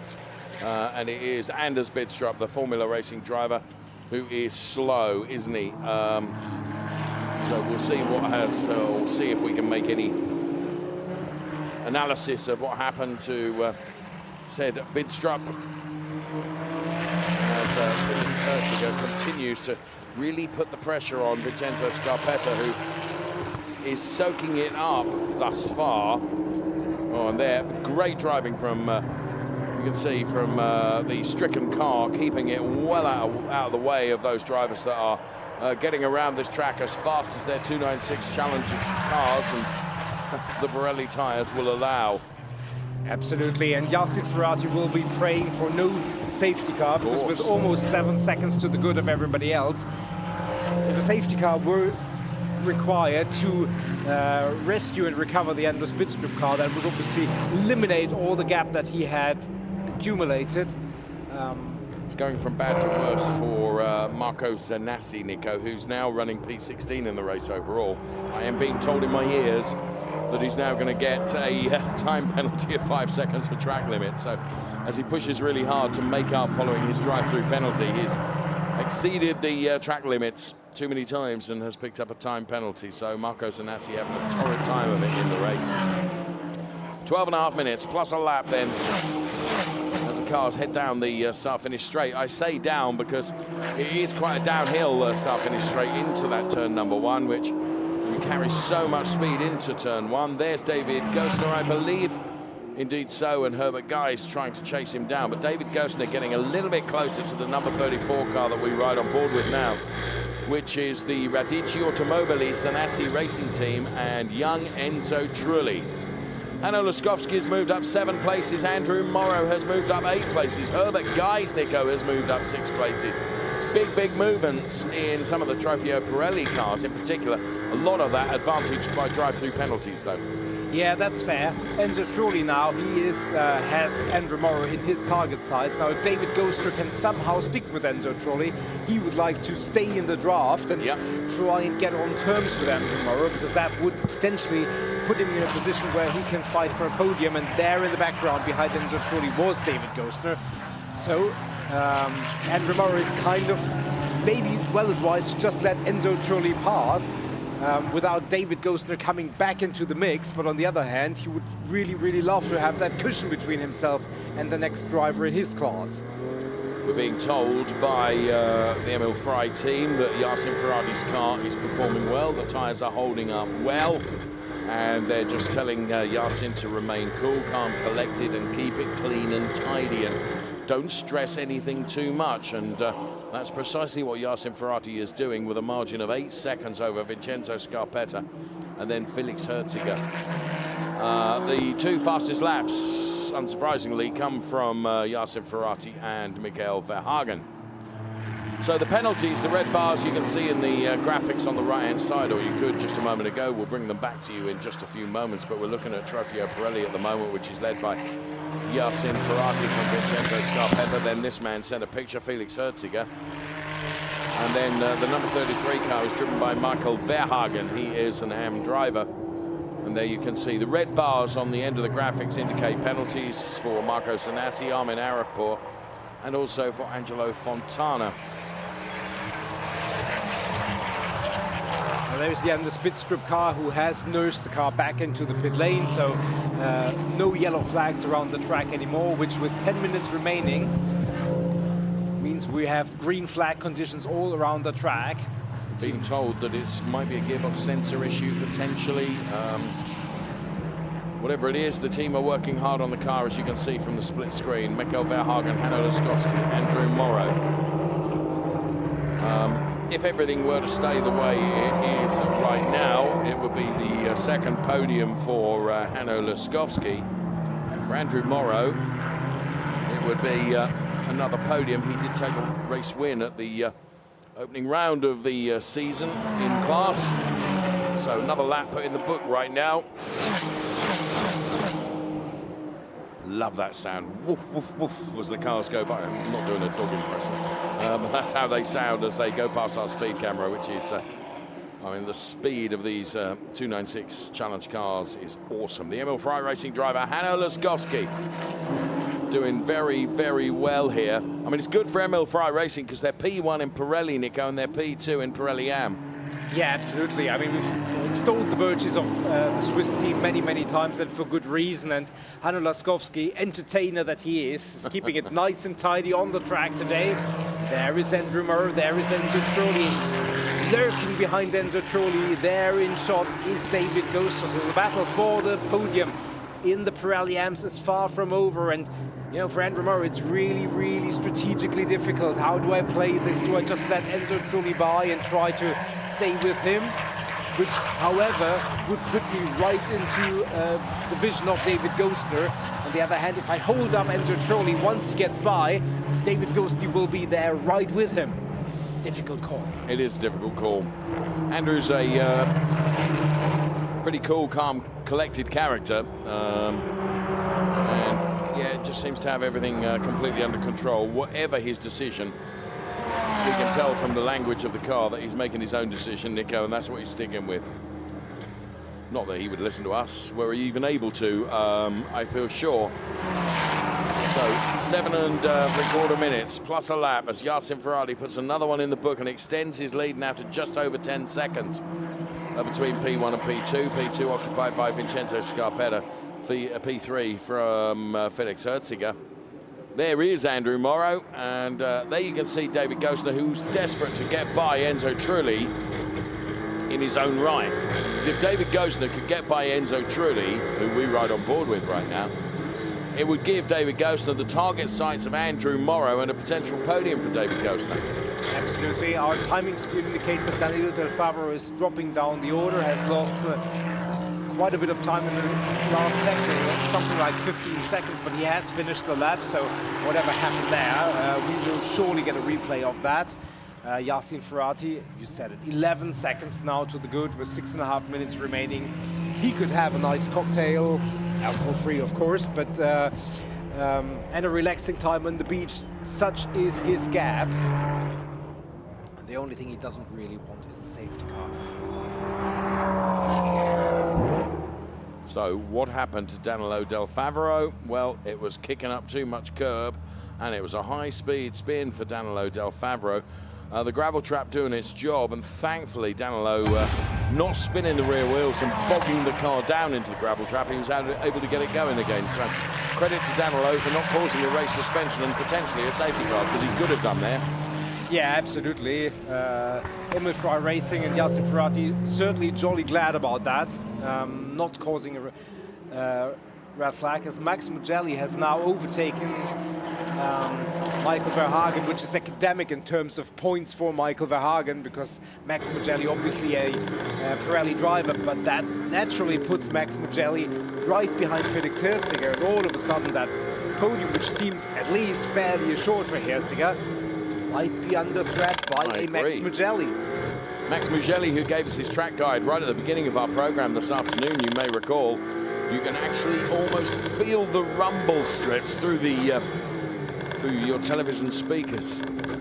Max Mugelli gives it everything he can now, and there is very much a target on the back, I would suggest, of Felix Herziger now, as Max Mugelli is looking for a podium here.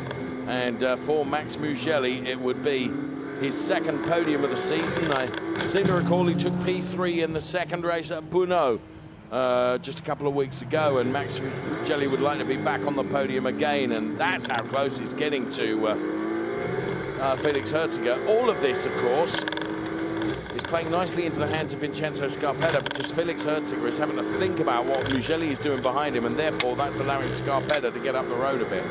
Absolutely. Now, Max Mugelli overtaking Verhagen means that Hanno Laskowski is technically behind Michael Verhagen for P1 in the amps, but there is a 9-second gap between them, so safe for a safety car. I think that is a safe margin. There you can see that bundle of 3 Pirelli drivers battling for 2 podium positions, certainly heating up with 4 minutes and 20 seconds remaining. So we ride on board with the CDP Eureka competition driver Max Mugelli. He takes a wide line into this turn, hoping to get something of a slingshot out, carry a bit more momentum. Double apex, looks at the inside. This is almost psychologically just to worry Felix Herziger ahead of him. Loving being on board with Max Mugelli here. Just see a little bit of harmless high cloud there as well. It's the first bit of cloud we've seen all day today. The temperature's absolutely blistering here in Valencia. So now this long left-hander where you're running downhill as well, it almost encourages the car out. Max Mugelli much tighter than Felix Herziger. So Mugelli is definitely quicker, I would say, Nico, than Herziger. But he's got to find a way by, and that's not going to be easy. No, absolutely not. One might think that it might pressure or push Felix Herziger into trying to attack Vincenzo Scarpetta for his own self-preservation almost. But having to defend has meant that Vincenzo Scarpetta has been able to get up the road. So he is breathing easy for the first time in quite some time. Although now that I say that, Herziger has reeled him back in a little bit. Yes, I think you're right. this is going to run all the way to the checkered flag, I feel sure. Just in case you're interested, Yasin Ferrari, who's leading the race, is best part 14 seconds up the road now, and as we speak, he's between turns 5 and 6, checking his emails. That's how far up ahead he is. I jest, of course. But Max Mugelli now to the inside of Felix Herziger, almost. There is no doubt about it, Nico, that the grip that Max Mugelli has got is superior to that of Felix Herziger. You can see the Felix car sliding around a bit here, whereas Max Mugelli seems to be altogether a bit more assured. Would you agree? Yeah, absolutely. And the advantage that Max Mugelli has is that he has no track limit infractions, where Felix Herziger is up to 2 already, so he has to be a little bit careful. Only 2 more minutes remaining, and Felix Herziger good defensive driving. As Vincenzo Scarpetta is moving a little bit up the road, and behind them, Michael Verhagen kind of doesn't want to have anything to do with it, but needs to be careful not to be caught should the 2 in front of him have it coming together. That's a very fair point. So we watch from the various different camera angles then as Max continues to pressure Felix Herziger down through the gearbox. Mugelli is on it now, drag race into turn number 1, but Felix Herziger gets away well, and it's now you'd have to try and thrust the car to the inside line to try and get a move going into turn number 1, and I don't think Max is quite close enough to be able to try a lunge up the inside. So we've got the remainder of this lap plus 1 more, I think, if my calculations are correct in terms of the race duration, with 50 seconds plus a lap remaining. It's still Mugelli pushing and pushing hard on the brakes. Great to hear the 296 power plant, all 700 horses of it, as near as makes no difference, running really, really well. Yasin Ferrari, 15 seconds to the good in the lead, ahead of Vincenzo Scarpetta and Felix Herziger. Max Mugelli running a bit wide then, live championship points. 112 for Felix Herziger, 105 for Yasin Ferrari, Vincenzo Scarpetta on 78. That would all shape up nicely for the final run in our 2025 season, the Trofeo Pirelli classification and championship, as it was if it all stays the way it is at the moment. But the one thing to expect with the Ferrari Challenge is, of course, the unexpected. So Mugelli all over the back of Felix Herziger. Herziger seeming low, soaking up the pressure. Max could not take a wider line there than if he had tried hard. Surely he's close enough now to get the slipstream off the back of the Herziger car, but Felix Herziger protects the inside line, Nico. Now he places it to the inside of the track to give him as much momentum through turns 1 and 2 as possible. There was definitely a move on there from Max Mugelli, and we stay on board, and Mugelli does go through on the inside now. In fairness, racing room is given to him by Felix Herziger. Mugelli, I think maybe his first attempt was going to be down the start-finish straight. Felix blocked that. So Max, whether he was selling him a little dummy, but whatever he did, his many, many years of racing experience, did it pay off as Felix Herziger has gone by again? It's another switchback. We've seen some switchbacks in Ferrari Challenge today. We're on the final lap, side by side they go. This is for P3 in Ferrari Challenge Trofeo Pirelli, as Mugelli goes back ahead of Felix Herziger now. Almost looked intentional by Herziger. I didn't see whether Herziger did anything that would demand a change of position, but it almost looked intentional for him. Not sure, but certainly Max Mugelli back in P2, and I think the initial overtake, he made that so clever, used all his experience by running wide into the final turn.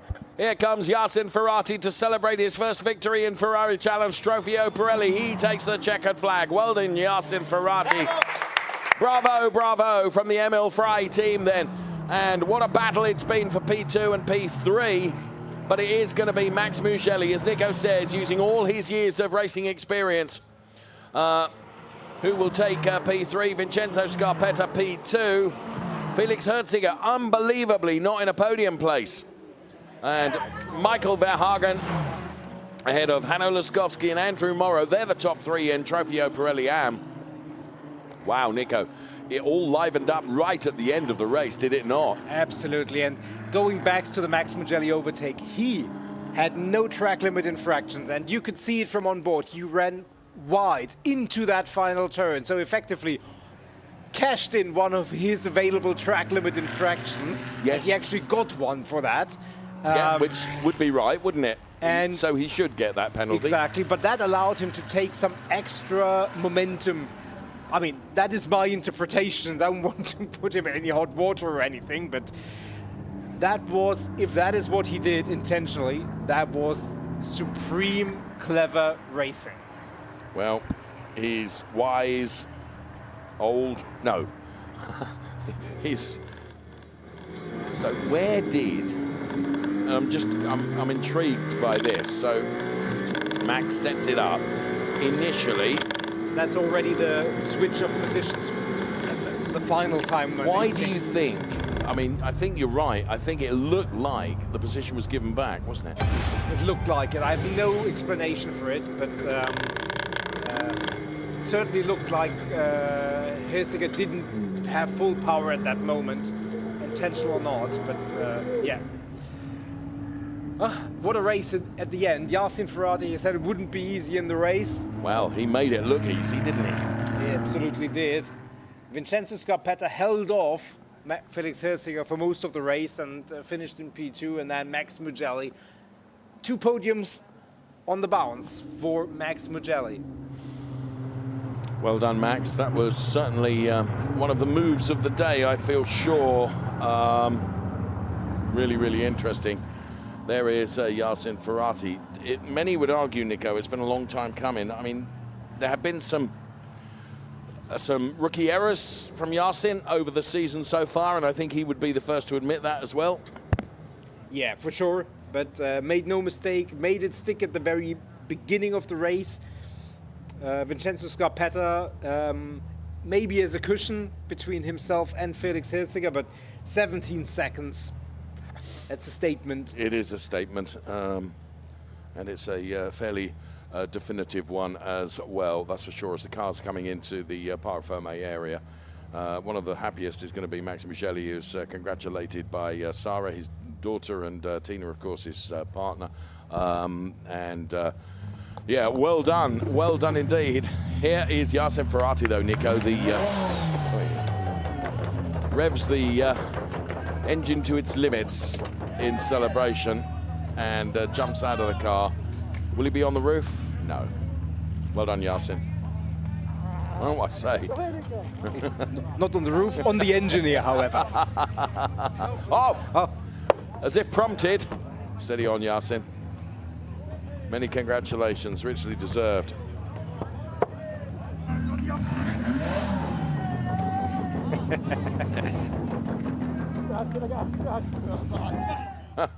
I love to see all those celebrations. It's what it's all about, isn't it? The emotions that you have. Sometimes they're emotional highs, sometimes there are emotional lows, Nico. Here's confirmation of the result. Yassin Ferrari from Vincenzo Scarpetta. Max Mugelli, Felix Hirziger, Henry Osseed, Enzo Trilli, Gilles Renman, then the Trofeo Pirelli classification. That's the way it looks. And for our Trofeo Pirelli Am drivers, we'll bring that to you as well, of course. Taking P1, Michael Verhagen ahead of Hanno Laskowski and Andrew Morrow. Then it was David Gosner, Hendrik Viol, Herbert Geis, Jakob Bidstrup, and Marco Zanazzi ends up banking a P8. Ahead of Danilo Del Favero, Matt Rosner, Armin Arifpour, and Nobuhiro Imada. Regrettably, NCs for Angelo Fontana, Anders Bidstrup, and for Otto Blank. And there is the car that propelled Yassin Ferrari to his victory. Indeed so. And we're going to be hearing from Yassin Ferrari in just a moment. He will be interrogated, is that the right word, by our reporter down there, Ludovica. So Yassin Ferrari, many congratulations. P1 for Emil Frey Racing. Wow, yes, and congratulations, a very perfect day for you. Today, I want to discover with you what was the step and improvement that you made with your team compared to the others round. Yeah, we knew from the beginning that we had to work hard. We finally found the secret, what it was. I think I will not tell you that, but I think that was necessary to be where we are now. And I think with this improvement, we will see us more in this position. Thank you. Thank you. They've found something, Nico. They've found something that almost indicated that maybe it was set up or something. Well, certainly laying down the gauntlet for the rest of the season. Right, here come the highlights then for Ferrari Challenge, Trofeo Pirelli and Pirelli Am then. And, well, Felix Herziger trying to go around the outside. Nobuhiro Imada was absolutely determined to put himself ahead of Marco Zanazzi and did that very well and put himself to the inside of Hendrik Viol. But then Marco Zanazzi made contact with Nobuhiro Imada, and that sent Nobuhiro Imada around. David Gerstner was in the middle of something of a sandwich here, and there you could see the number 51 car of Jakob Bidstrup going around and Nobuhiro Imada going through. The highlights here of Ferrari Challenge, Trofeo Pirelli and Pirelli Am as Hendrik Viol tries to make his way up the order, and Nobuhiro Imada also doing the same, having got past the Matt Rosner car. So Yasin Ferrati, who was really stretching his legs out front in Ferrari Challenge Trofeo Pirelli, and Marco Zanazzi here was advantaged by two cars going wide there and basically put himself ahead of both the 42 and 51 cars. Great driving. Now, this was the overtake of the day, in my opinion, as Max Mugelli put himself ahead of Felix Herziger, and that would be for a podium place. No mistake in our race winner, though, Yasin Ferrati for Ferrari Challenge Trofeo Pirelli, and for our Trofeo Pirelli Am drivers, it would be Michael Verhagen, who would head towards the checkered flag to take the Pirelli Am win. Really exciting racing from Ferrari Challenge, and Yasin Ferrati certainly very happy with that win. So, Ferrari Challenge Trofeo Pirelli Am winner is Michael Verhagen. Let's hear from him right now. Michael, congratulations. You made a very clear and perfect race after a very good pole position. So I want to discover with you your time management. Yeah, the podium at the highest rank is of course what we wanted. It's quite hot, so the only thing what you had to do is manage the tires, don't over push. Yeah, it went quite good. Yeah, I got the pros behind me and in front of me. So yeah, I just didn't have any battles. So I just keep them up and yeah, tried to save the tires. And at the end, I think even faster than the cars in front of me. But no risk and take the points, and because we need it. So yeah, I hope to do the same tomorrow. Thank you for your time and congratulations. Thank you. I think he's right. I think he was faster, perhaps, than the Trofeo Pirelli drivers. Well done, Mikko. Great to hear from you. In the race statistics then, as you can see, best progress, Max Mugelli with 4 positions moved, and Andrew Morrow with 8 positions moved. So well done to those drivers, the statistics there. And, of course, we will be heading up to the podium very, very soon. And celebrating 2 podiums with Trofeo Pirelli and, of course, Trofeo Pirelli Am.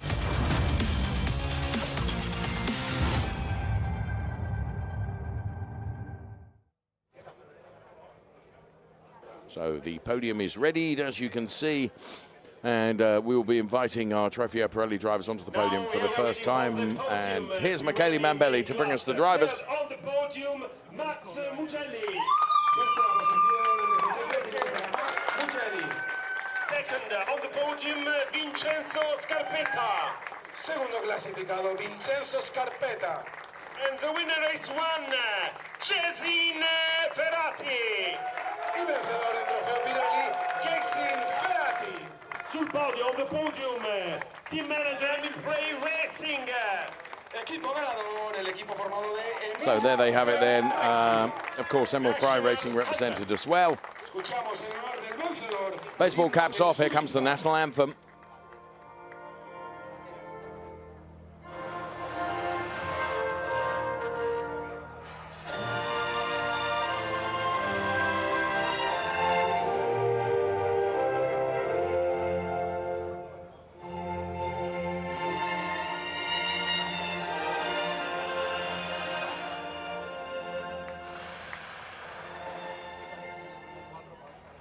So the anthem plays out then.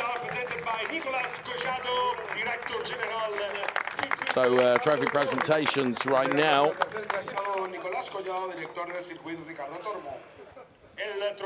So from the circuit, Riccardo Tormo.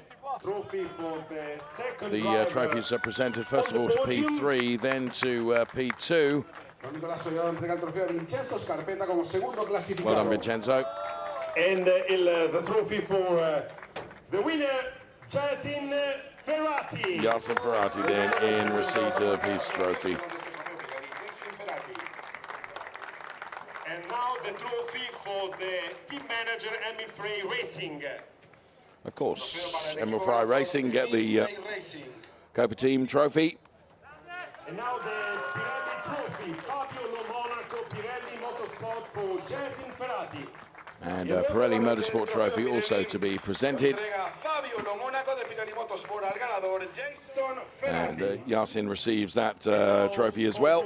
Please, all drivers on the first step of the podium with the guest on the podium for those imaging from Riccardo Tormo circuit, Valencia circuit. Great photographs. El momento de la fotografía, ¿verdad? Recuerdo y ahora ya.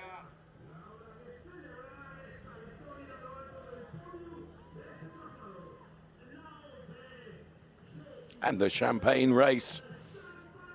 That was a dead heat, I want to say. That was very, very close. Okay, well, you called that better than I could have done. Max Mugelli is delighted with his P3.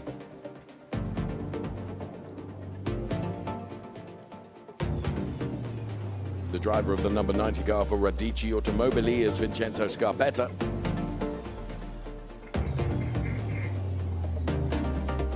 And as I've said many times before, Emil Frey Racing know a thing or two about engineering a race-winning car driver combo, and they've done it with Yasin Ferrari.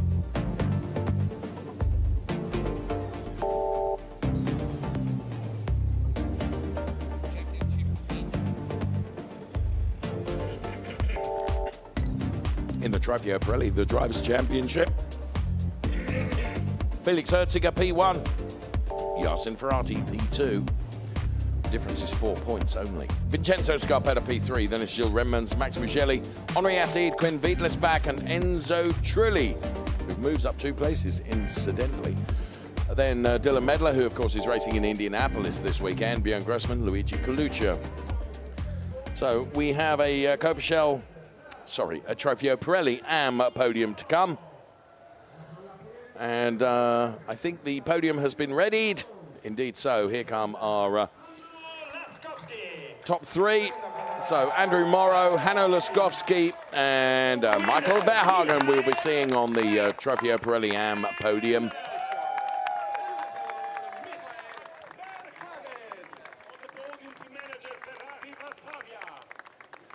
Ferrari Warsaw, of course, will be represented on the podium as well. Escuchamos en honor del vencedor el himno de los Países Bajos. National anthem. And time for the national anthem to play out.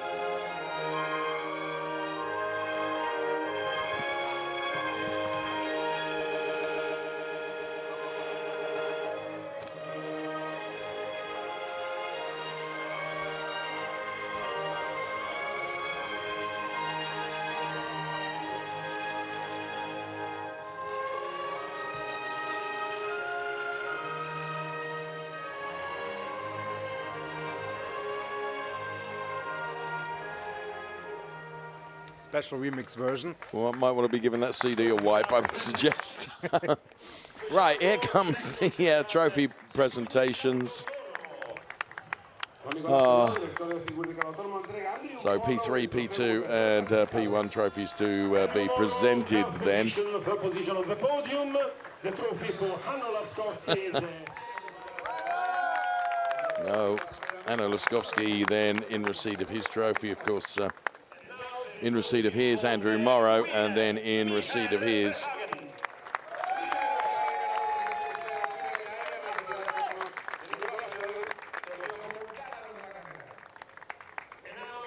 well done to all of our drivers.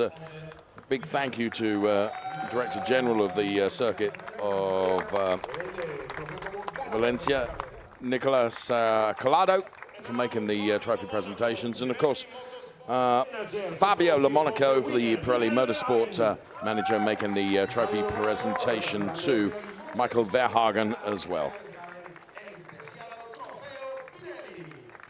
So our Trofeo Pirelli Am podium with trophies presented. It's down to, after the photographs, ascertaining who is going to win the champagne race. It's never an absolute given, that's for sure. Now the guests may wish to leave the podium just ahead of everyone getting soaked through. Laskovski has won this. Yep, I told you, Laskovski. He was all over it, Nico. Yeah, but Andrew Murray was in position and he generously yielded P1 in that race to Hanno Laskovski. But great to see Andrew on the podium, great to see Hanno on the podium. I mean, happy for everybody who's on the podium, but especially those who haven't been there for quite some time. It's good to see them back. And Andrew didn't have it all his own way this season. Hanno Laskovski, very entertaining, but P2, a great reward for his efforts. Like Verhagen, making it interesting in the championship race. And I'm sure we will get the wrap-up of where we are in the championship with after the first of our fifth event, the first race of our fifth event done. Here are the championship standings. Hendrik Viol still leading ahead of Marco Sanassi and Michael Verhagen, who's getting ever closer in P3. Andrew Morris, P4 in the Drivers' Championship. Hanno Laskovski has moved up a place, and he's now just behind Herbert Geis. It's P6 for Laskovski. And David Gosner, Francesco Galli. They're ahead of David Akabadze, Matt Rosner. Nobuhiro Imada moves up a place. James Owen missing this weekend. Otto Blanco didn't finish the race. Danilo Del Favro and Rafael Durant. Head of Armin Arafur, Jakob Bidstrup, Gianmarco Marzioletti, Martin Havas, Andreas Berg Sorensen. Where are you, Andreas? We miss you, friend. Angelo Fontana and Anders Bidstrup. That's the way it looks. So, the Ferrari Challenge Trofeo Pirelli and Trofeo Pirelli Am race done. We still have a Copa Shell race to come. We're very much looking forward to that. The heat is such here that going to go and take on some water now, if you don't mind. But from Nico and from myself, thank you so much for watching the Trofeo Pirelli and Pirelli Am race. And we look forward to seeing you for a Copa Shell race if you can join us for that as well. Goodbye for now.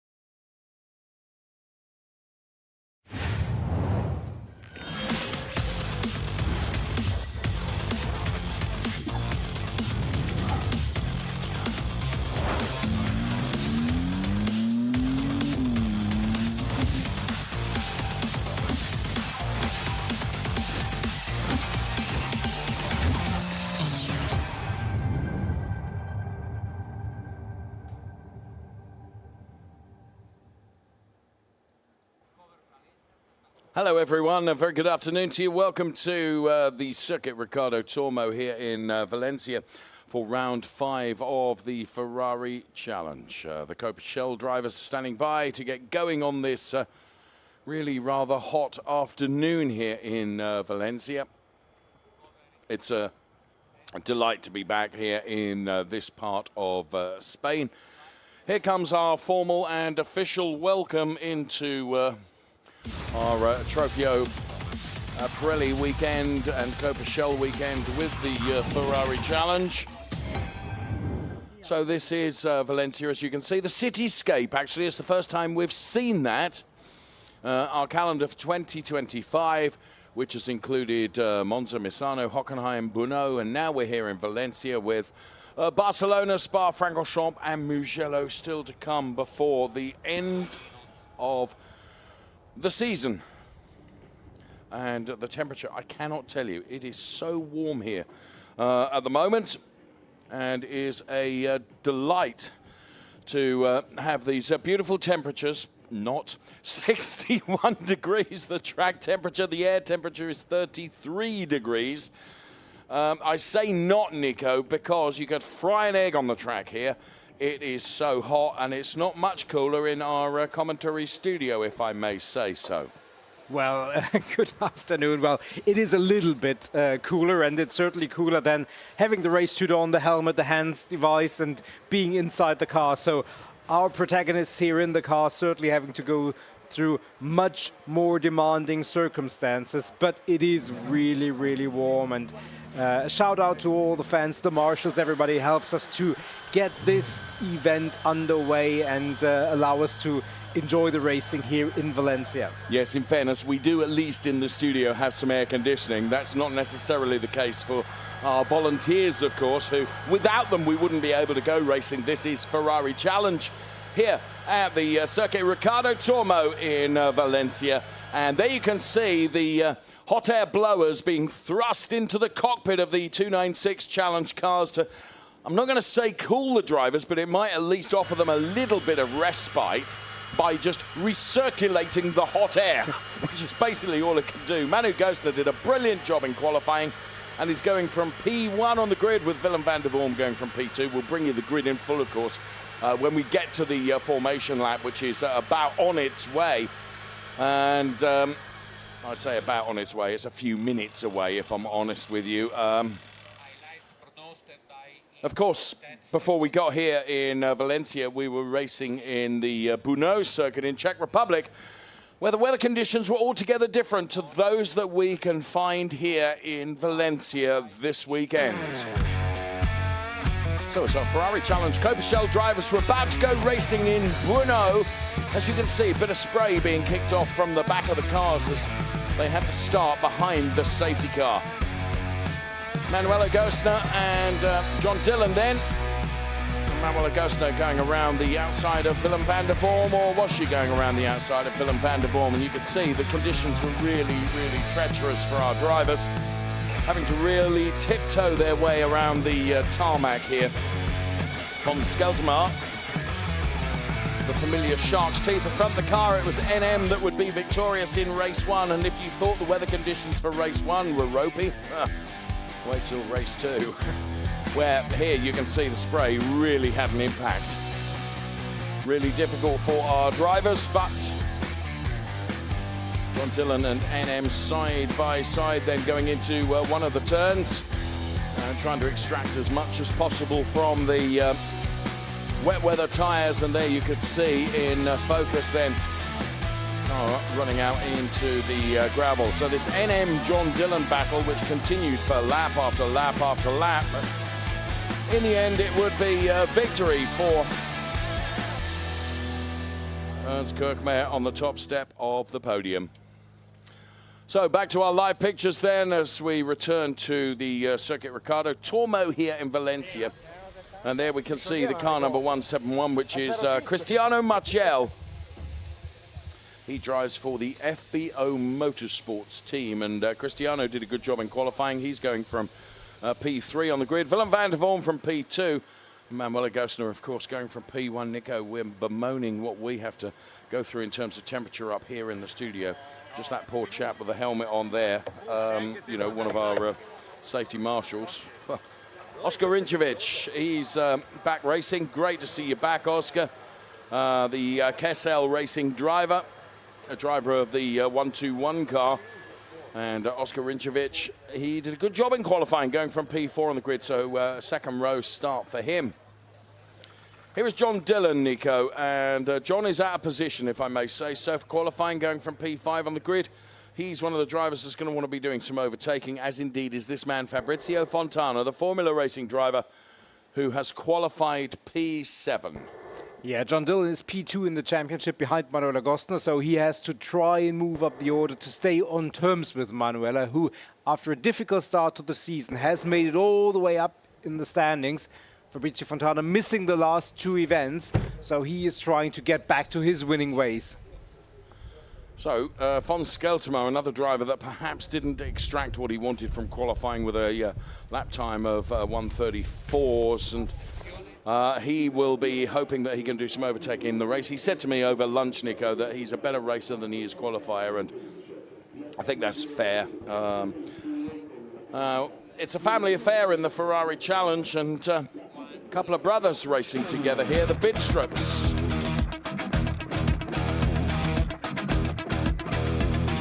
Hello, my name is Anders Bistrup. I'm 40 years old. No, I'll do that again. After in 3/4. Hello, my name is Anders Bistrup. I'm 41 years old. I'm from Denmark and I'm a driver in the Ferrari Challenge. And this is my brother. And I'm Jacob. I am 40 years and I'm also here for the Ferrari Challenge. Today I am the fastest one. Last year it was Jacob, so we swapped it.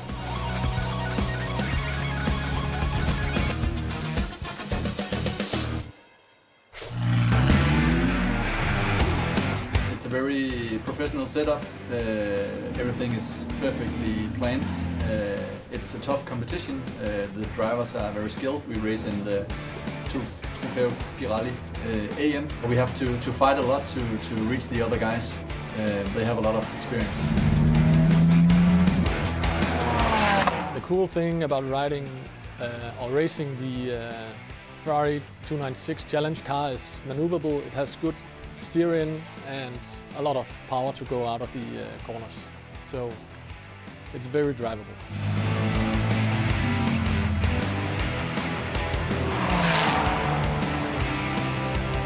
Our team, we are here with the Formula Racing, and we have support by AF Corsa. They did a fantastic job. For us, this is the Ferrari Challenge is a very nice way to build up the racecraft of ourselves, and hopefully we can race for longer time next year. It was good. It's a fantastic technology the camera has today. I'm not used to turn it around with my thumb, but it worked pretty well. It's quite an easy job you guys have, just controlling a camera. You can see we could do it almost better than you do.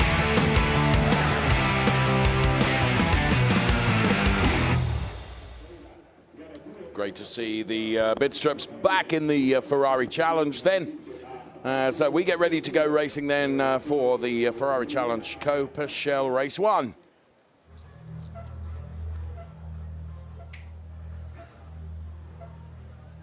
Here is the circuit in full then. 14 turns is what awaits our drivers, and it's 9 left, 5 right-handers, 4 kilometers the circuit, and the circuit Ricardo Tormo, so named of course by the two-time world champion Grand Prix motorcycle racer Ricardo Tormo.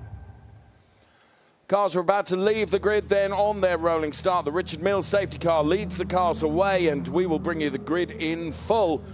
And we have a driver missing from the grid, and that is Tibor Valint, I believe. Just taking a look at the grid lineup as the Richard Mills safety car leads the cars away. Then, as always, a rolling start for our Ferrari Challenge racers. And that's no different for our Copa Shell drivers as they make their way around the track right now on their formation lap. The Richard Mills safety car will ensure that the cars line up side by side in grid formation. And then at the conclusion of the lap, they will have to go through their grid boxes, make sure they pass through their grid boxes before we get the green lights, and then we can go racing. Beg your pardon, it looks like Tibor Valent is indeed on the grid. He was just missing when I saw him. Tibor Valent then goes from P9 on the grid. It's a row 5 start for Tibor Valent. Von Skeltermar going from P8. Fabrizio Fontana with aspirations to overtake from P7. NM and John Dillon are on the 3rd row of the grid. It's P6 and P5. Oskar Rincevich, welcome back, P4. Cristiano Marchel going from P3. Willem van der Vorm goes from P2. He looked good in Brno, but Manu Gosner bested them all in qualifying and goes from P1 for our Copa-Shell Race 1 starting grid. So Manu Gosner then for Ainiko Rapato Corsa Ram did it all in qualifying and put the car in P1. Let's hear from her now. What can she do to win the race? Hi to all. Super happy about my first pole position this year. Finally, I'm back in the first row in the first position, and Valencia is always a good track for me. And we did my team, and we did everything matched together perfectly. Finally, and very proud of everyone in the team and about myself. And so you should be. A bit of self-pride is no bad thing on occasions, Nico. I think it's richly deserved. Yeah, absolutely. Manu Gosner not having the start of the season that she hoped for, but has come around and did very few laps on the Pirelli P0s, Very clever. Ideally is going to help her towards the end of the race. Very clever then as the cars reach the final turn, turn 14. Then the Richard Mills safety car will indicate, right, peel off into the pit lane. It will be the responsibility of Willem van der Vorm and Manuel Gosner to control the pace of the rolling start. I remind you, every driver has to pass through their grid boxes. And here we go. We throw the lighting gantry to the top of the screen so that you can see when the lights go out and we go racing. Ferrari Challenge, Copa-Shell, we are underway. John Dillon immediately trying to put himself between the middle of NM and Cristiano Marchel, but has been unable to do so. Tibor Valent on the inside of John Dillon is on the curbs. Thankfully, he was able to get the car slowed down enough, as indeed Manuel Gosner has converted that P1 into P1, and now Cristiano Marchel on the inside of Willem van der Vorm through the double apex turns 2 and 3. And Cristiano Marchel moves up to take up P2, and that relegates Willem van der Vorm to P3. John Dillon up to P4. Already lots of movement in this Ferrari Challenge Copa-Shell race. Manu Gosner leading from Cristiano Marchel and Willem van der Vorm. So let's ride on board here with Fabrizio Fontana, the Formula Racing driver who's running P6. He's ahead of Tibor Valent, and Von Skeltermar and NM has dropped all the way back to the back of the pack. So lots happening in the early stages of this Ferrari Challenge race, and I can tell you that the start, Nico, no surprise, is under investigation once again. Yes, indeed. It looked like not everybody was doing what you told them to, namely go through the grid boxes. John Dillon for a moment looked like he was about to drop way down the order with Fabrizio Fontana chasing him and coming alongside, but rather than lose position, John made a very, very good move and actually gained the position, overtaking Oskar Rincevich through turns number 3 and 4. So up the order into P4, and he will try to minimize the gap towards Manuel Gosner for championship glory potential. But Manu Gosner puts lap 1 in the book. Cristiano Marchel, Willem van der Vorm, and then John Dillon, Oskar Rincevich, Fabrizio Fontana, Tibor Valent, Von Skeltermar, and NM. Already race winner this season, dropped all the way down. And there you can see losing 3 positions at the start or across lap number 1. So 1 lap in the book, many more to come. With 28 minutes plus 1 lap remaining, you're absolutely right. Many more to come. So the car's all fairly well together here. And car number 182 is going to get a drive-through penalty, Nico. I'm hearing this into my headphones right now, and the message comes up on our message screen. You'll see it live on screen in just a moment. Car 182, a drive-through penalty for incorrect starting alignment. Now, that is Willem van der Vorm, who's currently P3. There is confirmation of that. Now, it could be something as innocuous as the fact that Willem just didn't drive through his grid box at the start of the race. possibly. I'm sure we will get a replay of the start and we will have a keen eye on that fact. Doesn't change the fact that he has to take that drive-through penalty, but here is the race start again.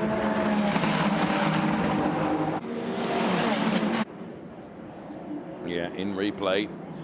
You were watching that. 6 of one, half a dozen of the other, Nico? I have to say I didn't quite make out with any level of certainty what exactly the issue was, but race control have many more cameras, will have looked at it a number of times, and they also have sensors for speed, etc. So he may have just oversped a little bit. We will get a detailed answer later on the message board, but it doesn't change the fact Willem van der Boom will have to take that drive-through penalty within 3 laps of being awarded that penalty. And that will put John Dillon on a provisional podium position if everything stays the same as it is on the track now. Yeah, that's probably and potentially a big ask, Nico, for you to say if everything stays the same now until the end of the race. Who knows? So Manu Gosler from Cristiano Marchel, Willem van der Boom on track, then John Dillon, Oscar Rinčević, then Fabrizio Fontana, Thibaut Valent, von Skelterma and NM. That's the way it looks. Fastest lap coming from Manu Gosler. Of course, she's got clear track ahead of her, a 1:36.096. She's already stretched her lead to a less than slender 1.691 seconds. It's pretty comfortable already, I would say. And there, as we go on board now, the chap right at the back of that picture with the sunglasses on is team boss and driver coach. Just keeping an eye on what Manu is doing out there on track. Giorgio Sonacciotto is his name. There's Oscar Rinčević under some pressure a little bit from Fabrizio Fontana. Now, I remind you, Fabrizio Fontana comes into the Ferrari Challenge 296 this year as an already Ferrari Challenge champion, Nico, having won in the 488s, which is what he was competing in last year. And Fabrizio Fontana, as we ride on board with him now, runs down the start-finish straight here, past the FIA speed camera. And Fabrizio Fontana dials in to turn 1. And then turn 2 with Oscar Rinčević in the all-black 296 Challenge car. Of course, Thibaut Valent is pushing Fabrizio Fontana very, very hard. Now, Fabrizio Fontana has already got a couple of track limits warnings, Nico. So he can ill afford to let that car wander off the tarmac. Yeah, absolutely, and that is something that his team will tell him, and he will be very much aware for the remainder of this race. Manuel Agostner leading, and I think NM, who's running in P9, he must have some problem because he's losing time every single lap, doesn't quite have the pace of the other cars, and he is, you know, he has already been a race winner this year, so something amiss there. Maybe a little bit of contact that has compromised aerodynamics. We're not quite sure, but he is still very much in the race, but not at a fully competitive pace that we're used to from him. We were riding on board with Fabrizio Fontana, and Fabrizio Fontana under pressure now from Thibaut Valent, who very audaciously puts his car up the inside, and Thibaut Valent, that was a good overtake through turn 14. Just put it to the inside of Fabrizio Fontana, and Thibaut Valent goes through. Willem van der Boom comes in to take his drive-through penalty, and great overtake from Thibaut Valent, and Thibaut Valent will take it now to Oscar Rinčević. To be fair, Fabrizio Fontana had a few goes, and well, the drive-through penalty doesn't necessarily mean parking the car up, Nico, but that is, it would appear, exactly what Willem van der Boom has done. Yeah, absolutely. Not quite sure what happened there, but in any event, that means that his race, which was already compromised, is effectively over, even though if he will decide to rejoin, certainly not in a good position to battle for any positions anymore. Manuela Agostner still stretching her legs and her lead up to 3.3 seconds. John Dillon a further 2.7 seconds behind Cristiano Marcial, and that is probably where John Dillon's focus will be, trying to get on terms with Cristiano Marcial. I mean, anything we can gather and gain from the pit lane? Well, as we split the shot there, initially Willem was out of the car, wasn't he? But he seems to have been pushed back into the car right now, so we'll see if he rejoins, but he's going to rejoin way down the order, regrettably, which is a great shame because he had a really good showing on his return in Brno, Nico. Fabrizio Fontana just kissing the curbs there, and Fabrizio Fontana with the back end of the Tibor Valint car as he's focused now through the windscreen. Here's John Dillon running in P3, Cristiano Marchel P2. And Tibor Valint, as I said, he's probably going to take this to Oscar Rinčević now, and I believe he is doing that. So closest battle on track is probably the battle for P4, Nico, as Tibor Valint dives to the inside of Oscar Rinčević and, wow, just breaks out of it in the end. Tibor Valint, of course, who's raced in the Ferrari Challenge off and on for a number of years. Now that plays into the hands of Fabrizio Fontana, who's almost able to get him back, Nico. So this P5 now... This is what often happens when a driver tries to overtake a car in front, leaves himself vulnerable to the car that is right behind.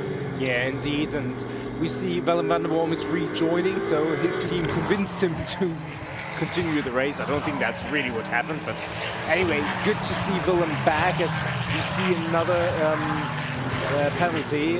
That is actually Willem van der Worm having stopped in the pit lane. I don't think that counted as a drive-through penalty. I'm not quite sure if that is accurate, but that penalty, which had disappeared from our timing screen, has reappeared. So maybe they said, well, actually, you did something in the pit lane. You used it for repairs or whatever, so it's not a drive-through penalty. You can't combine the two. If you do a drive-through penalty, it has to be for that and that purpose only. So, yeah. At least that is my interpretation at this stage. You may well be right. We have had seen situations where we've had, and I can remember with some clarity of a driver who I won't embarrass by mentioning, taking a drive-through penalty, then coming out of the pit lane, crossing the white line and getting another drive-through penalty, and then doing exactly the same again and ended up with 3 drive-through penalties. It's extraordinary, but well, we think that potentially Willem van der Worm, having stopped in the pit lane rather than driving through the pit lane, which is what the penalty is all about, he may have caught the attention of the race direction for not having done that, which is very possible. We'll see if we get confirmation of that, but that's Nico's interpretation as much as it's mine. I think it could be accurate, to be honest with you. Tibor Valint, he's up to 2 track limit warnings, but now he's on the inside. Oscar Rinčević, while he's trying to find a way through and dials out of it, and thereby take a little bit of grass and curb along with him. And yes, that's a bit ropey, isn't it? Yeah, and that obviously once again puts him into the fangs of the Fabrizio Fontana Formula Racing car, and well, he's fended that off, but he doesn't want to do that over and over again because Fabrizio Fontana doesn't need asking too many times. No, you're absolutely right. So Fabrizio Fontana, who, as I mentioned, was victorious in the 488 Challenge by a huge margin, it has to be said. I mean, he won the championship convincingly, became a Ferrari Challenge champion, up into the 296 Challenge right now. To be fair, Nico, we've not seen the best of Fabrizio Fontana because it has been something of a part-time campaign in comparison to his 488 outings.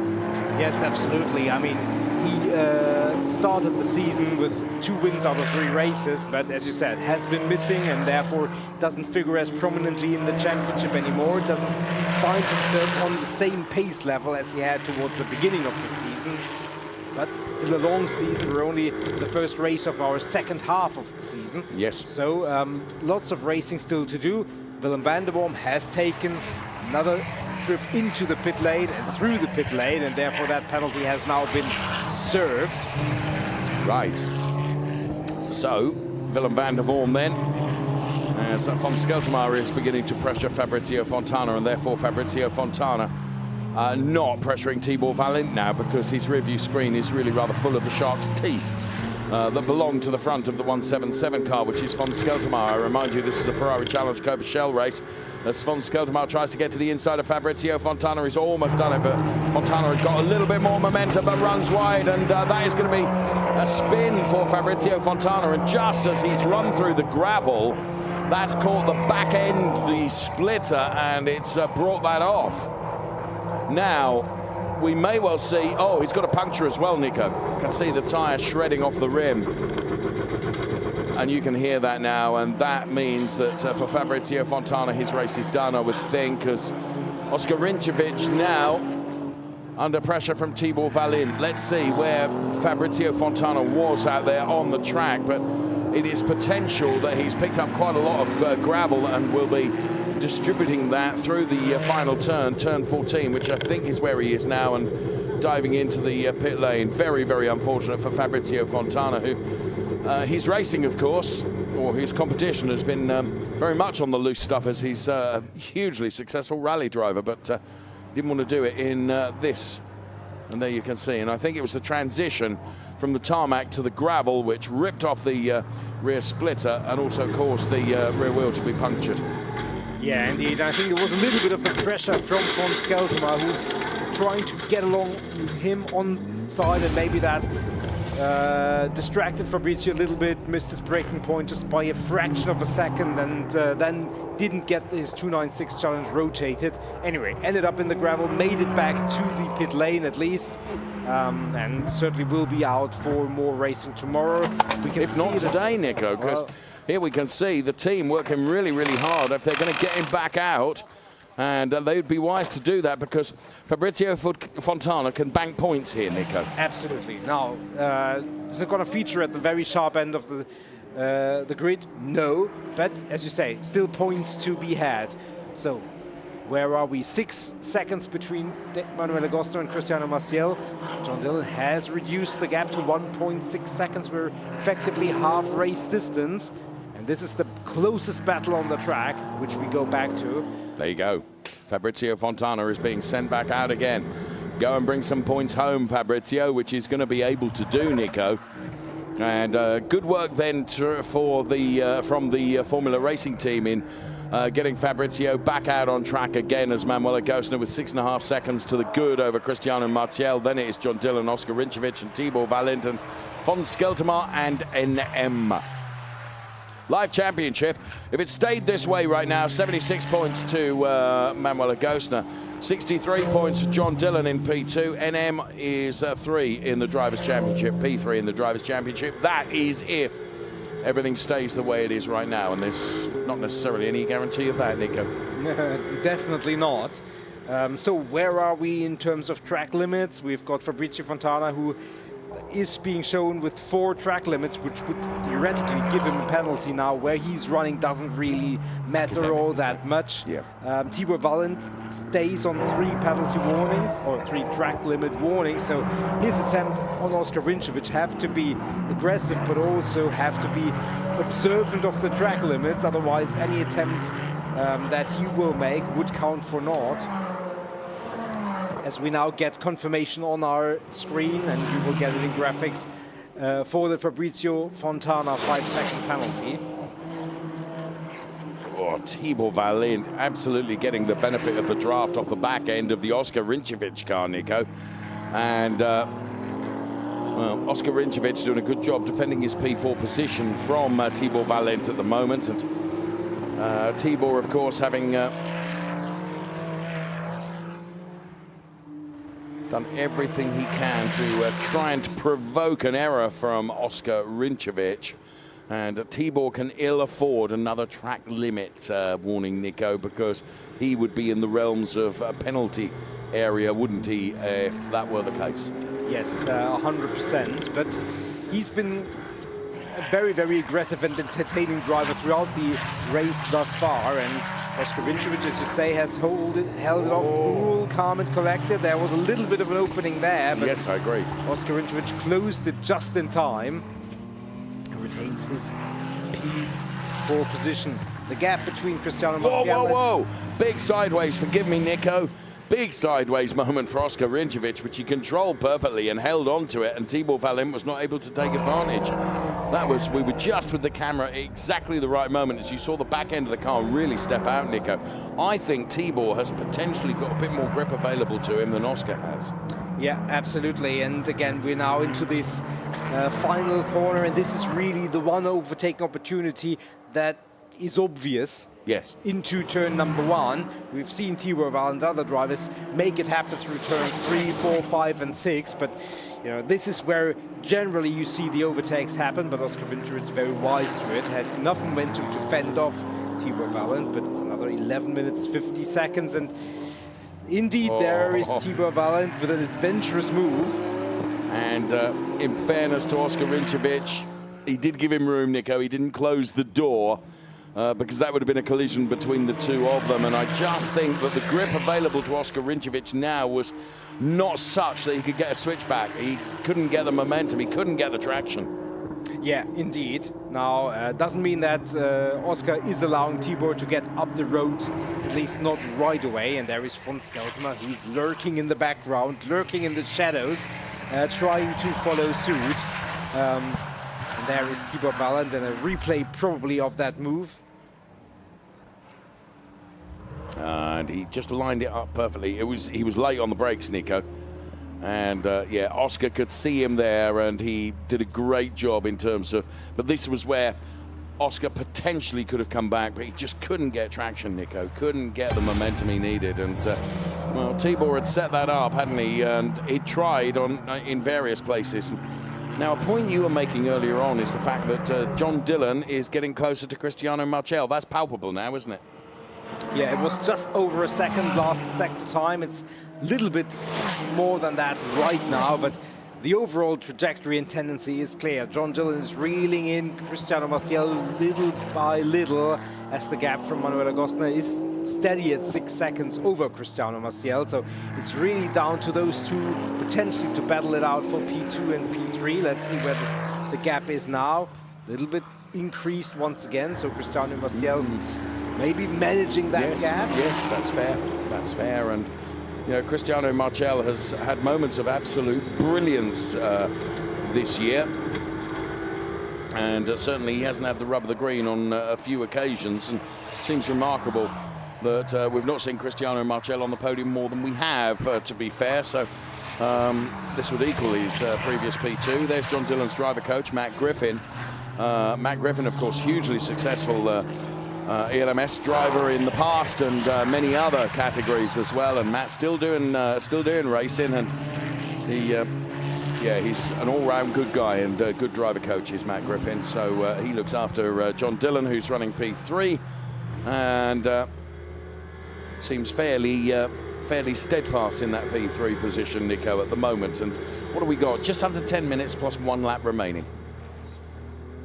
Yeah, 1.3 seconds is the gap, as John Dillon just got his first track limit warning, so still very safe. Cristiano Marchel has none, neither has Manuel Agostner, so track limits don't currently figure to play a big role in our battle for podium positions.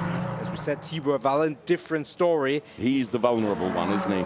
Yeah, but he has now gapped Oskar Rinčević by quite a bit, so he's not under immediate pressure to attack or defend, so he can kind of pick his lines and maybe a little bit be a bit more conservative, yeah. Indeed. Just wonder whether von Skeltema is getting a little bit closer now to Oskar Rinčević in the battle for P5. Von Skeltema, where is he on the track limits warning? It's only on one, in fairness, so he could almost afford to take a couple of liberties, Nico, in trying to get closer to Oskar Rinčević. Our drone camera then followed them through that turn. Manuel Agostner 6.2 seconds to the good over Cristiano Marchel. There is Oskar Rinčević and Tibor Valent and von Skeltema. That's the P4, 5 and 6 positions at the moment inside the Kessel garage. Kessel Racing, of course, engineer von Skeltema, and it's a relationship that has been there for many, many years. but they also engineer Oscar Rinčević, so course. it's an inter-team battle. Not that the drivers will worry too much about that. No. I mean, respect and fair driving is a staple of this championship anyway, within or between the teams. But, you know, for team dinner maybe later on, coming together between teammates would not be the best talking point. But again, not too worried about that anyway. 7 minutes, 15 seconds remaining.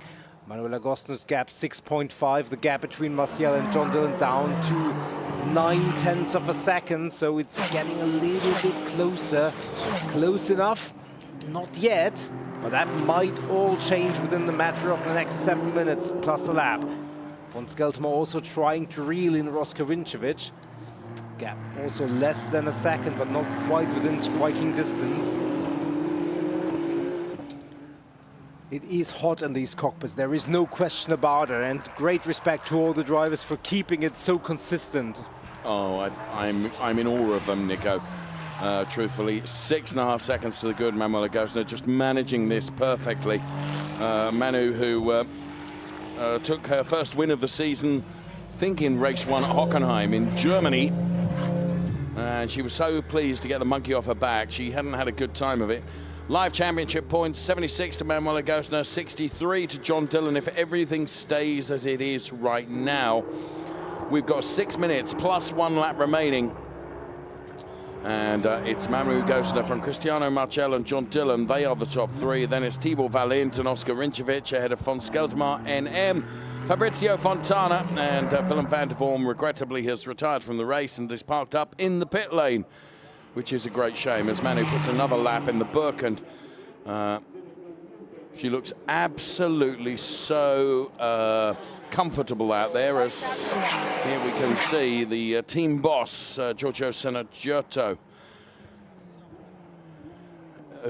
They're just advising Manu to just be a little bit softer on the brakes, Nico. So perhaps a bit of an overheating issue coming with the brakes potentially. So big thanks to our people who are lined up in the truck and in the garages that can kind of bring us that information. So yeah, I mean, it's, you know, can you imagine what the temperature of the brake discs will be today of all days?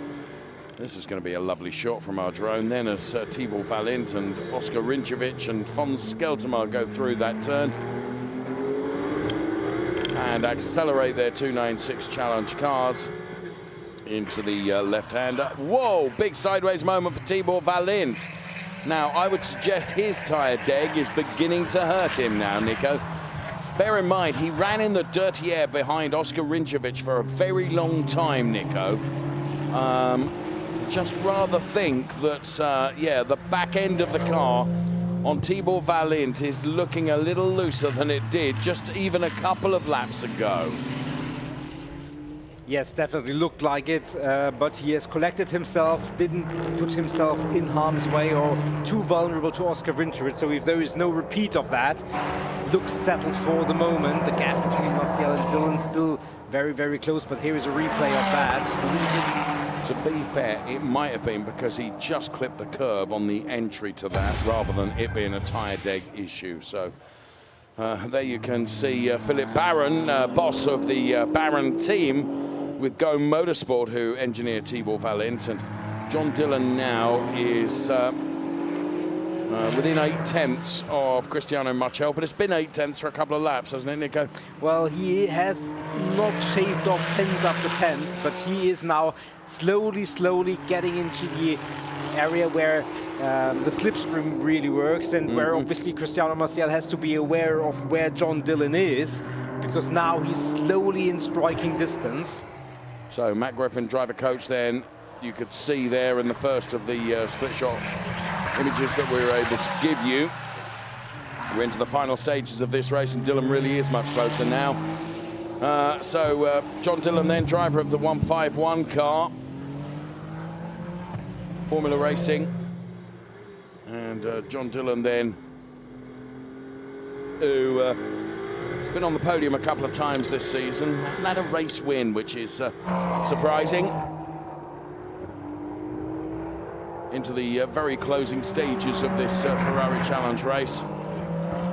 And John, of course, who is in a very, very good position in P2 in the Drivers' Championship points, Nico, and drives with a cool head, and I would suggest is going to think about banking points for P3 more than risking everything to try and go for the P2, which of course would garner him a few more points. We've got a yellow flag at turn 12, and that is because Oscar Rinjovic is beached in the gravel, and I have to say, Nico, I rather suspect that that will be the end of this race. Could bring out a safety car where that car is positioned, let's see, on the inside of the curbs, the sausage curbs. Or just called it, didn't he? Yeah, and that is just... didn't look like turn 2 to me, but... turn 12, sorry. My mistake there. Turn 12 on the way down towards the final few turns and the end of the lap. So apologies for that. And I rather think where that car is positioned, do they get away with a double yellow? I'm not quite sure. The argument is if one car can go in there, so could another one. For sure.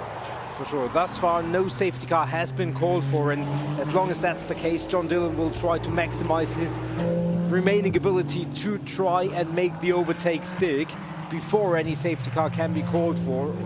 Obviously, everywhere else on the track, except for where the yellow flags are. That's the zone. He can't. Yes, he can't execute that. Yeah, but everywhere else, fair game. And they have now, I believe, passed that spot. So into that final turn and at the end of start-finish is where an overtake would be legal. Yep. There is Manuel Agosta, and there is our battle for P2 in the background. John Dillon flashing his lights, trying to just break the focus and attention of Cristiano Marchel. He looks to the outside. Will he then dive to the inside into turn number 1? Well, he certainly has a look, but Marchel, to be fair, runs a bit wider than John Dillon. John keeping it well within the white lines. But Cristiano Marchel has got sufficient momentum. And as we've said on many occasions before, Nico, it's all very well being quicker than the car in front of you. You've got to find a way by as well. And that is, you know, ever trickier here at the Valencia circuit. Indeed, and it's this lap plus one more to do, and that means maybe a handful at most of overtaking spots for John Dillon. You can see the two driver coaches there, Rui, who's looking after Cristiano Marchel, and Matt, who's looking after John Dillon. We are down to, clock has counted down to 0, remainder of this lap plus 1 lap. Obviously, race control have decided that we can continue and we can get away with a double yellow at turn 12, being right at the end of this race. So this is the first race for our Copa Shell drivers in Ferrari Challenge this weekend here in Spain. Manuela Gosner, 6.7 seconds to the good up the road. And as Manuela Gosner crosses the timing line now, she starts the final lap of this Ferrari Challenge Copa Shell race. So it's now or never for John Dillon, and actually I don't think it's as close this time, Nico. I think the best opportunity came on the last lap. And, well, as I said, driving with some sense, I would suggest, because banking the points for P3, I mean, the difference between P3 and P2 in terms of points haul is 2 points, Nico. It's kind of just not worth risking it, is it? No, obviously not for a daredevil move. Now, would he like to limit the points he surrenders and yields to Manuel Agosta by 2? Yes, he would definitely take that, but, you know, 13 points is not an insurmountable gap. I mean, still respect to Manuel Agosta, who effectively had 0 points after the first 3 races with P11, P13 and a DNF. Yeah. But she has come on strong ever since. But let's focus on the last few meters of this race. So, Cristiano Marchel, John Dillon then have been nose to tail. Certainly for the last 2 or 3 laps, John Dillon's just quietly been going about encroaching and getting closer and closer to the 171 car. So out is Oscar Rinjovic out of the car and to a position of safety, helped by the marshals. John Dillon with a final attempt. Look at Cristiano Marchel. It's a bold one, but that is the double yellow flag waved area. Nothing he can do there. Manuela Gosner, all she's got to do is bring it home right now, and she's through the final turn and heading towards the checkered flag. Manuela Gosner is a winner in Valencia. Taking P2, it is going to be Cristiano Marchel ahead of John Dillon. So they are our podium placers. Before we see Tibor Valent then, who will take that P4 place. I'll tell you what, he's being hustled over the line, though, by von Skelzemar. And then it's NM, Fabrizio Fontana, and Oscar Rinčević will be classified as P8. Well, there was seemingly stuff going on throughout the entirety of that race, Nico, in very, very challenging conditions for our drivers, where it was extraordinarily hot. Tyre preservation, I would suggest, was the order of the day in terms of trying to keep those tyres sticky and on the track, because the track temperature was increased, that's for sure. So well done to all of our drivers, and we've been treated to some good racing in the Ferrari Challenge. Copa Shell. Drivers we'll see on the podium will be Manuela Gosner, Cristiano Marchel and John Dillon.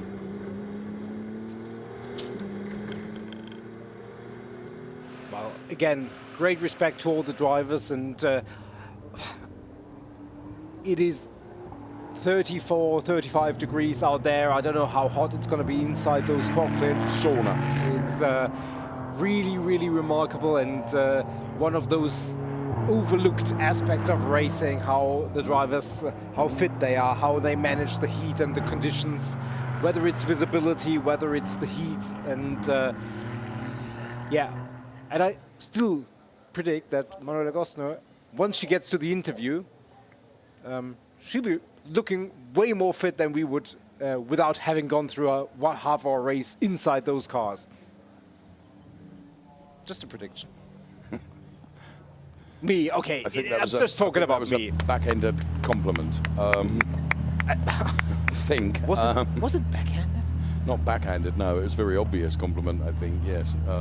But actually, I tend to agree with you. I think in any event, I can't think of an event where Manuela Gosner would not look better than you or I. Whatever the condition, truthfully. Manu, as Giorgio Senna-Giotto welts the crash helmet of Manu Gosner. Bravissimo, bravissimo. I guess that means well done, Nico. Yes, yeah, and well done indeed. Grazie, grazie.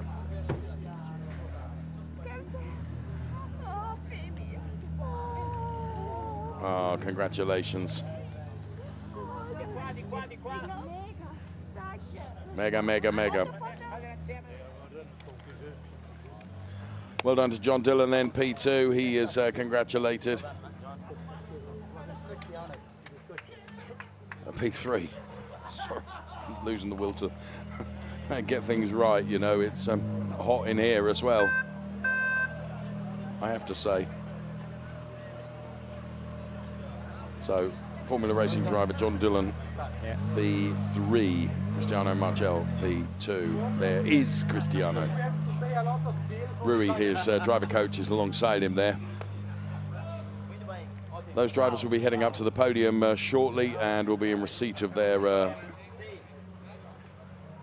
trophies. Let's bring you classification then. Confirmed from race control as Manu Gosner ahead of Cristiano Marchel and John Dillon. Tibor Valent, von Skelzemar, NM. Fabrizio Fontana and Oscar Rinčević, P8. And classification for Willem van der Vorm not classified, although he finished P9 effectively. So there we have the circuit laid out in front of us, and there the confirmed classification from our race control.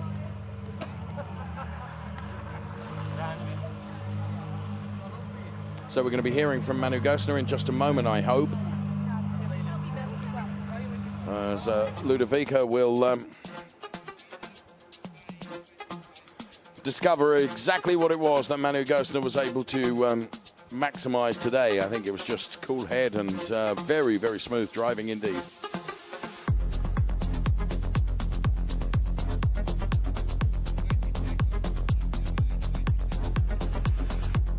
So as we see super slow-mo of the 193 car from Ineco Reparto Corsa Ram. Here comes Manuela Gosner then, who was victorious in our Ferrari Challenge Copa Shell race 1 of 2 this weekend, and she is with Ludovica right now.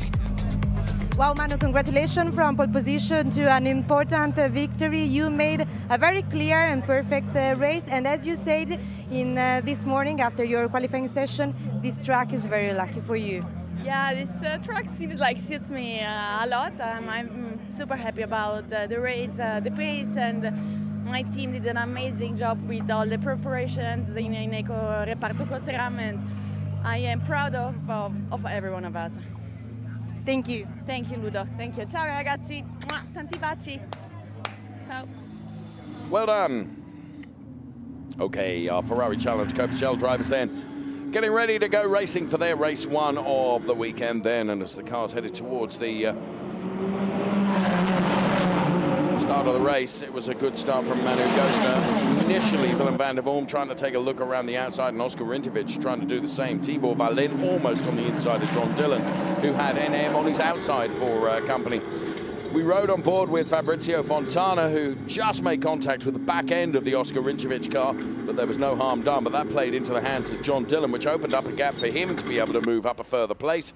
Willem van der Vorm and Cristiano Marchel were side by side as Cristiano Marchel went through to pick up that P2 place. It relegated Willem van der Vorm to P3, but the relegation for Willem van der Vorm was going to get even greater than that because he picked up a penalty for incorrect starting alignment. Tibor Valent on Fabrizio Fontana.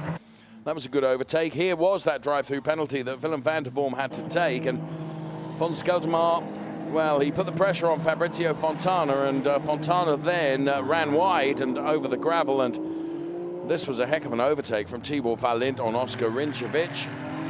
So there was lots of overtaking going on, remarkably so, in very difficult conditions.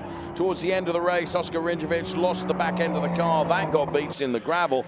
And under wave double yellows through turn 12, it meant the race end was going to come very quickly. It was going to be Manuela Gosner that would be victorious, and she would take the checkered flag to win ahead of Cristiano Marchel and John Dillon taking P3.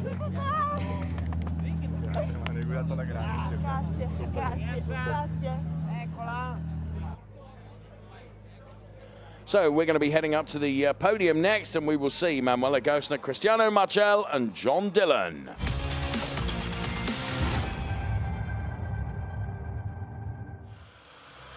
Now we are ready for the podium.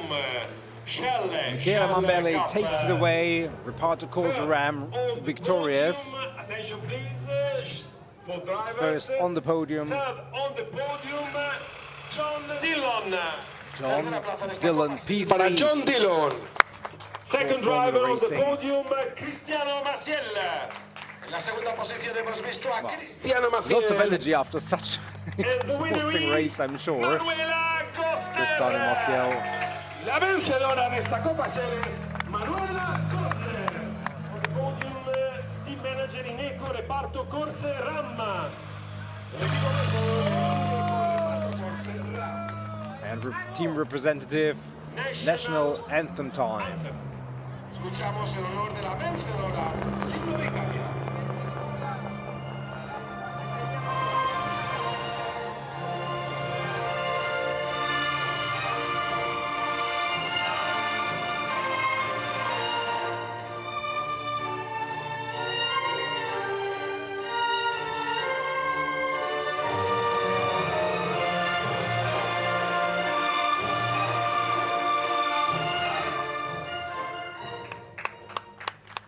Our claps for the winners.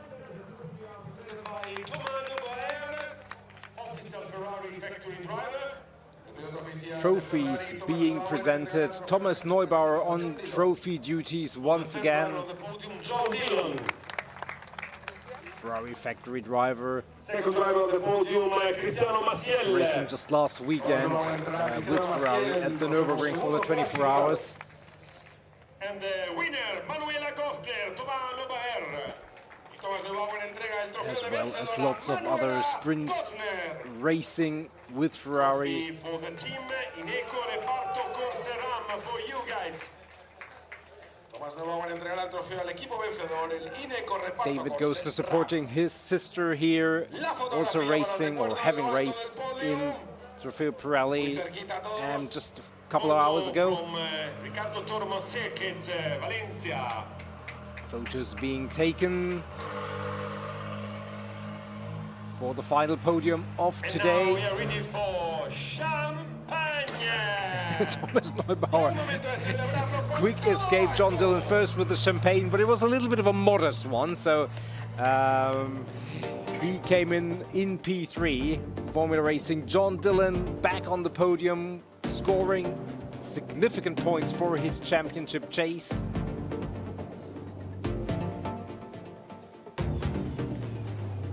Cristiano Maciel, P2, good showing also from him. But there was no getting on terms with Manuela Agosta. She did it in qualifying and she held on by a significant margin. P1 in the race. Great job done by Manu Gostner then. As we take a look at the Drivers' Championship points as they stand right now, we predicted them during the course of the race, but here's confirmation of them. It's Manu Gostner P1 in the Drivers' Championship ahead of John Dillon P2. Then NM moves up P3 places to P3, Zoe Scrimpias P4, then it's Cristiano Marchel also moving up 3 places ahead of Fabrizio Fontana, Ernst Kirkmaier, Thomas Gostner. Both those 2 drivers missing this weekend, regrettably. They are P7 and P8. Ahead of von Skeltermar, Christian Kinch, then Tibor Valint. Oscar Rinjovic is P12 in the points. Ray Acosta, who's racing this weekend in Indianapolis. And Eric Chung is P14. It's Willem van der Vorm, P15. That's the way it looks then. So Ferrari Challenge here with the Copa-Shell drivers completing our trio of fantastic racing this afternoon in the heat of the circuit Ricardo Tormo in Valencia in Spain. 3 more races to come tomorrow, of course. They will be for our Trofeo Pirelli and Trofeo Pirelli AM drivers combined, then for Copa-Shell AM and also for Copa-Shell, as we have just seen. They will come tomorrow, but before the racing action can get underway tomorrow, the drivers all need to qualify again. Qualifying will happen tomorrow morning. Please join us for that if you can. Thank you so much for watching. Bye-bye.